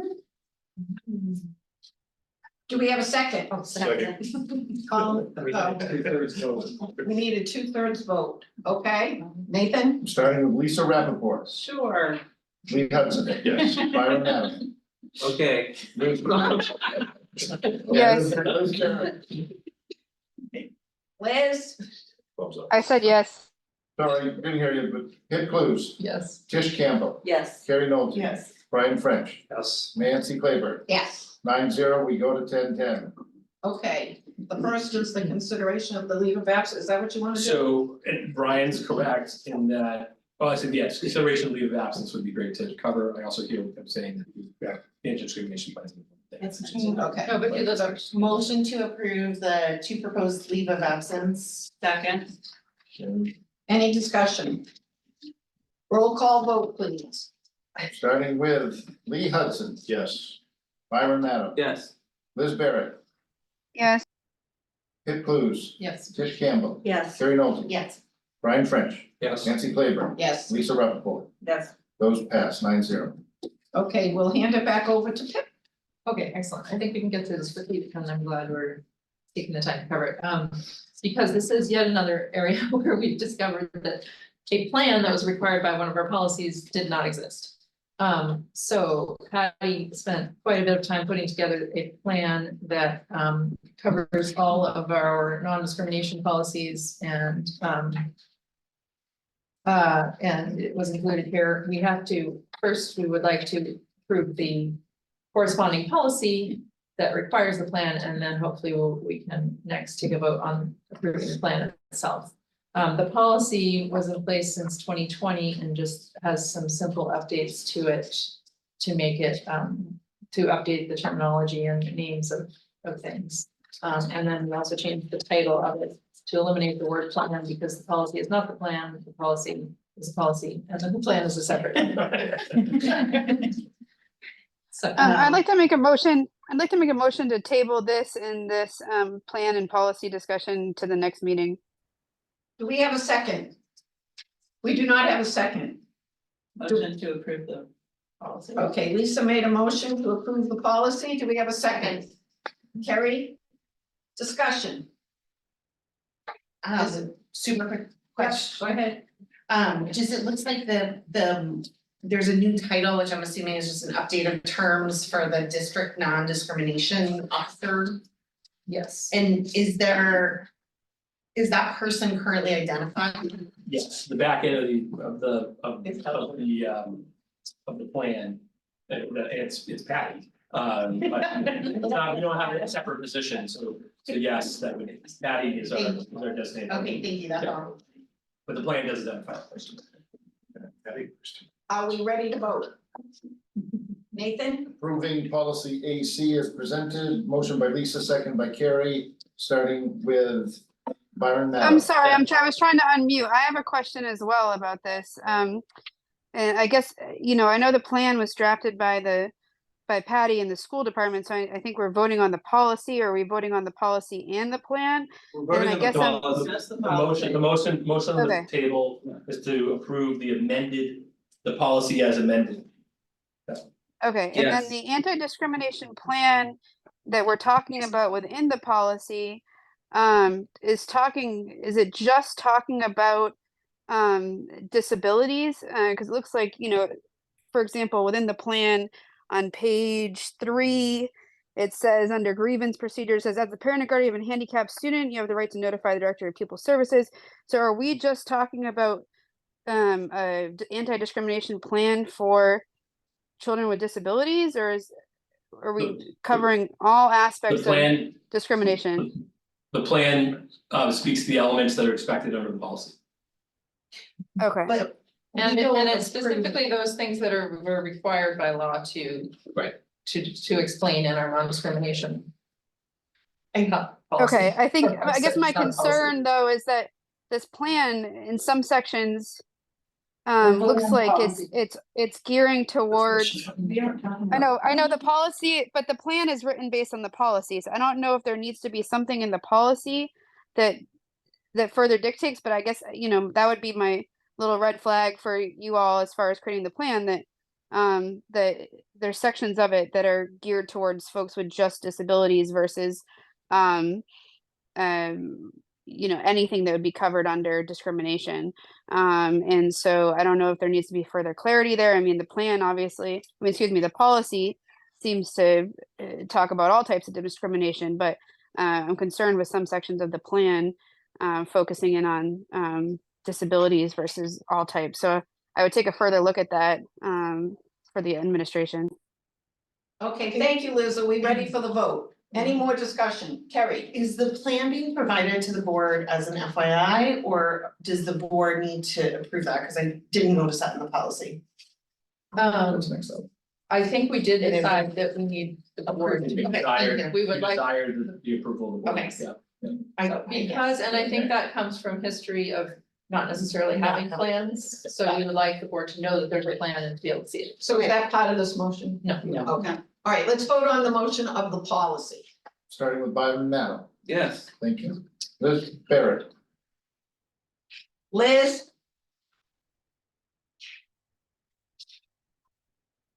Liz, We'll go back to her. Sorry, the mute button's a little finicky, so skip me next time if you have to wait for me, but yes. thank you. Yes. Ed Clues, Yes. Tish Campbell, Yes. Gary Nolte, Yes. Brian French, Yes. Nancy Claiborne. Yes, Lisa Rappaport. Yes. Lee Hudson. Yes. 9-0. Thank you.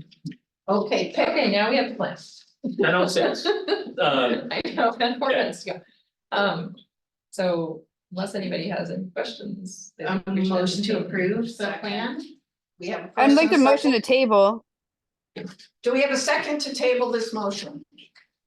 We do not have a second. Any discussion on the motion?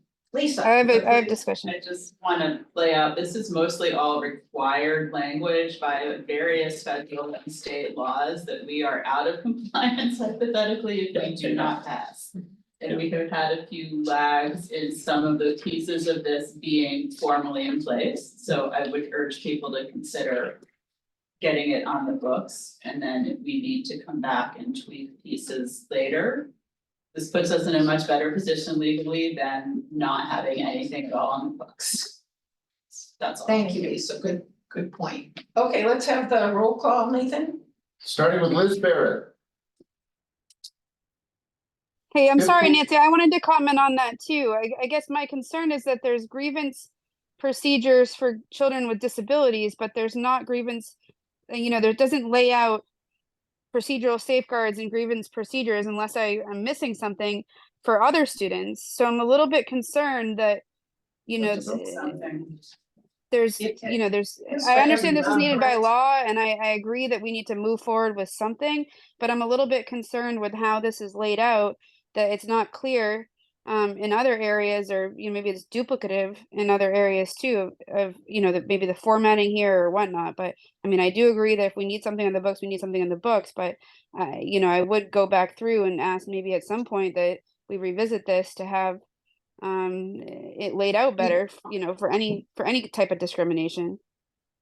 Well, I think we can certainly revisit it at any point that we want to. As Patty noted, it's simply an effort to get all of these required legal statements under one umbrella in one place so that they're available. And I think your question about I think that we're covering what we need to for pertaining to special ed law, and that is probably why you're finding that some things are only written that way. But that doesn't preclude us from covering them for And it other does address students. legal remedies for other things lower down in the plan. And it talks about. Yeah, I Yeah, guess could I just send could I just It- add a request that this go back to policy or admin to sort of relook at the structure of it at some point before it's fully, before it's printed for next year, maybe? Yes, we can do that, but let's vote on it, okay? It's, Yeah. All right, yes, Policies. it's not a, it's, I think if there's specific concerns, those should be emailed to you and Brian and then dealt with in that way. I don't think there's a Good idea. That's a good idea. Good idea. Because it isn't policy, it's true. Okay, can we vote, Nathan, please? voting on the plan, Liz? Yeah. Pip, Yes. Tish, Yes. Carrie, Yes. Brian, Yes. Nancy, Yes. Lisa, Yes. Lee, Yes. Should we do this Byron. one? Yes. 9-0. Okay, we have one policy left and it's 8 minutes past 10. Lies. We're there. 10:09. 10:09. Point of order, do we need to reopen public comment? Though, Yes, we need to do that. Okay, we can do that, but obviously nobody's here, but we will do it to make it official. But Pip, let's try to do this last one. Okay, this last policy is the one that that Byron pointed out. Point of order, Nancy, it's now 10:10. We need to I make a motion to extend the meeting for another 10 minutes to 10:20. Okay, we have to suspend the rules first. And then we've got to vote 2/3. Okay, She gets- 2/3. She gets get a second. Second, Second from Pip. Okay, let's vote. We have to get a 2/3 vote. 2/3 to, what's the? Let's say 10:20. 10-20. Yeah, that's my motion.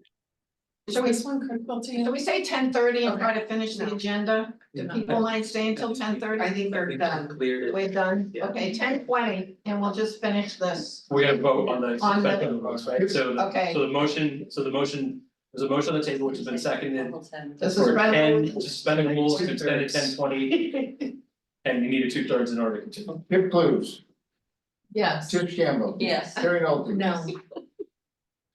It's on the wall, Brian French, Yes. Nancy Claiborne. Yes. Lisa Rappaport, Sure. Lee Hudson, Yes. Byron Maddow, Yes. Liz Barrett. Yes. Thank you, 8-1. Okay, we'll hand it over to. I thought it was a cool thing to do. You guys all together, right? Hand it over to Pep. Okay. Yeah, go. Okay, so this was, as we said, the other policy that was part of that big group of board policies that was pulled out from the group of board policies and you didn't get voted on in December. It was pulled out, it was pulled out again by a single board member, to discuss further in the policy committee, and there was some discussion about, again, the fact that this is already exists legally, but that also it's good for us to sometimes be very clear about what our board policies are, and make them, even if they're redundant over laws, that sometimes it's good to have them in our policy binder so we can find them. And that it offers us an opportunity for some checks and balances and a way to review policies. Review the implementation of policies to be sure that we feel like they are serving their intended purpose. And I think that was essentially the way of the discussion, or the summary of the discussion. So this one we are recommending that we keep, however, we found that our wording of it as our policy existed wasn't as clear as the wording of the sample policy from the New Hampshire School Board Association. So we have actually recommended that we eliminate the wording of ours and replace it with that sample policy language, which was much clearer. So essentially it keeps the same intention, but the wording has changed. Motion to approve. Lisa, Second. thank you. Thank you, Lee. Second. Any discussion? Thank you, Liz. Any discussion? Roll call vote, please. Nathan.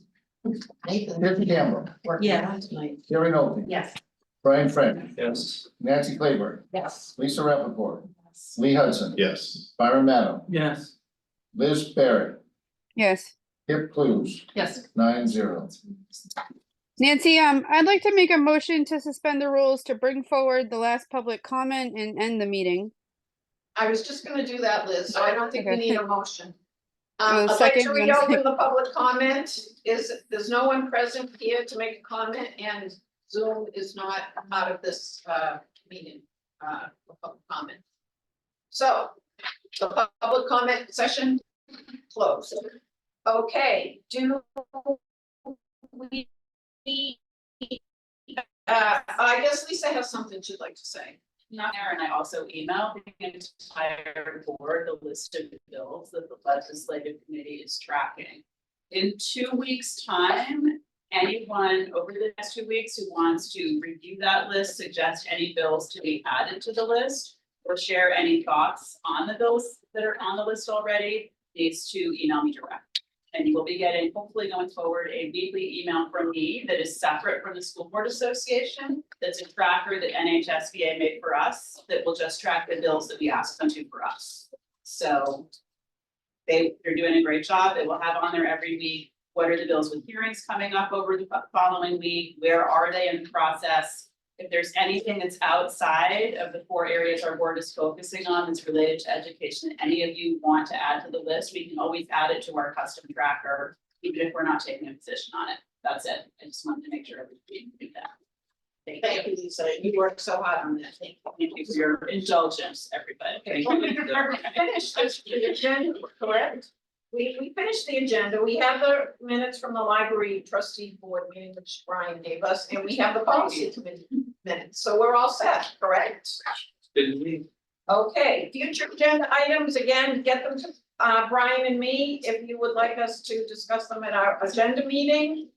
And do we have a motion to adjourn? So moved. Do we have a second? I just have one quick question. Oh, go ahead, Pip. Since we voted on our board, on our budget tonight, we are not meeting next week, is that correct? Correct, Thanks. correct, we're done. Did I have Byron, seconded by Lee, All those in favor? Liz, Aye. Pip, Yes. Tish, Yes. Harry, Brian, Nancy, Lisa, Lee, Byron, Byron. You're done at 10:16. Thank you. Thank you. Congrats, Nathan. Thanks, Liz. A good night, thank you. Yeah. Okay, Zoom done?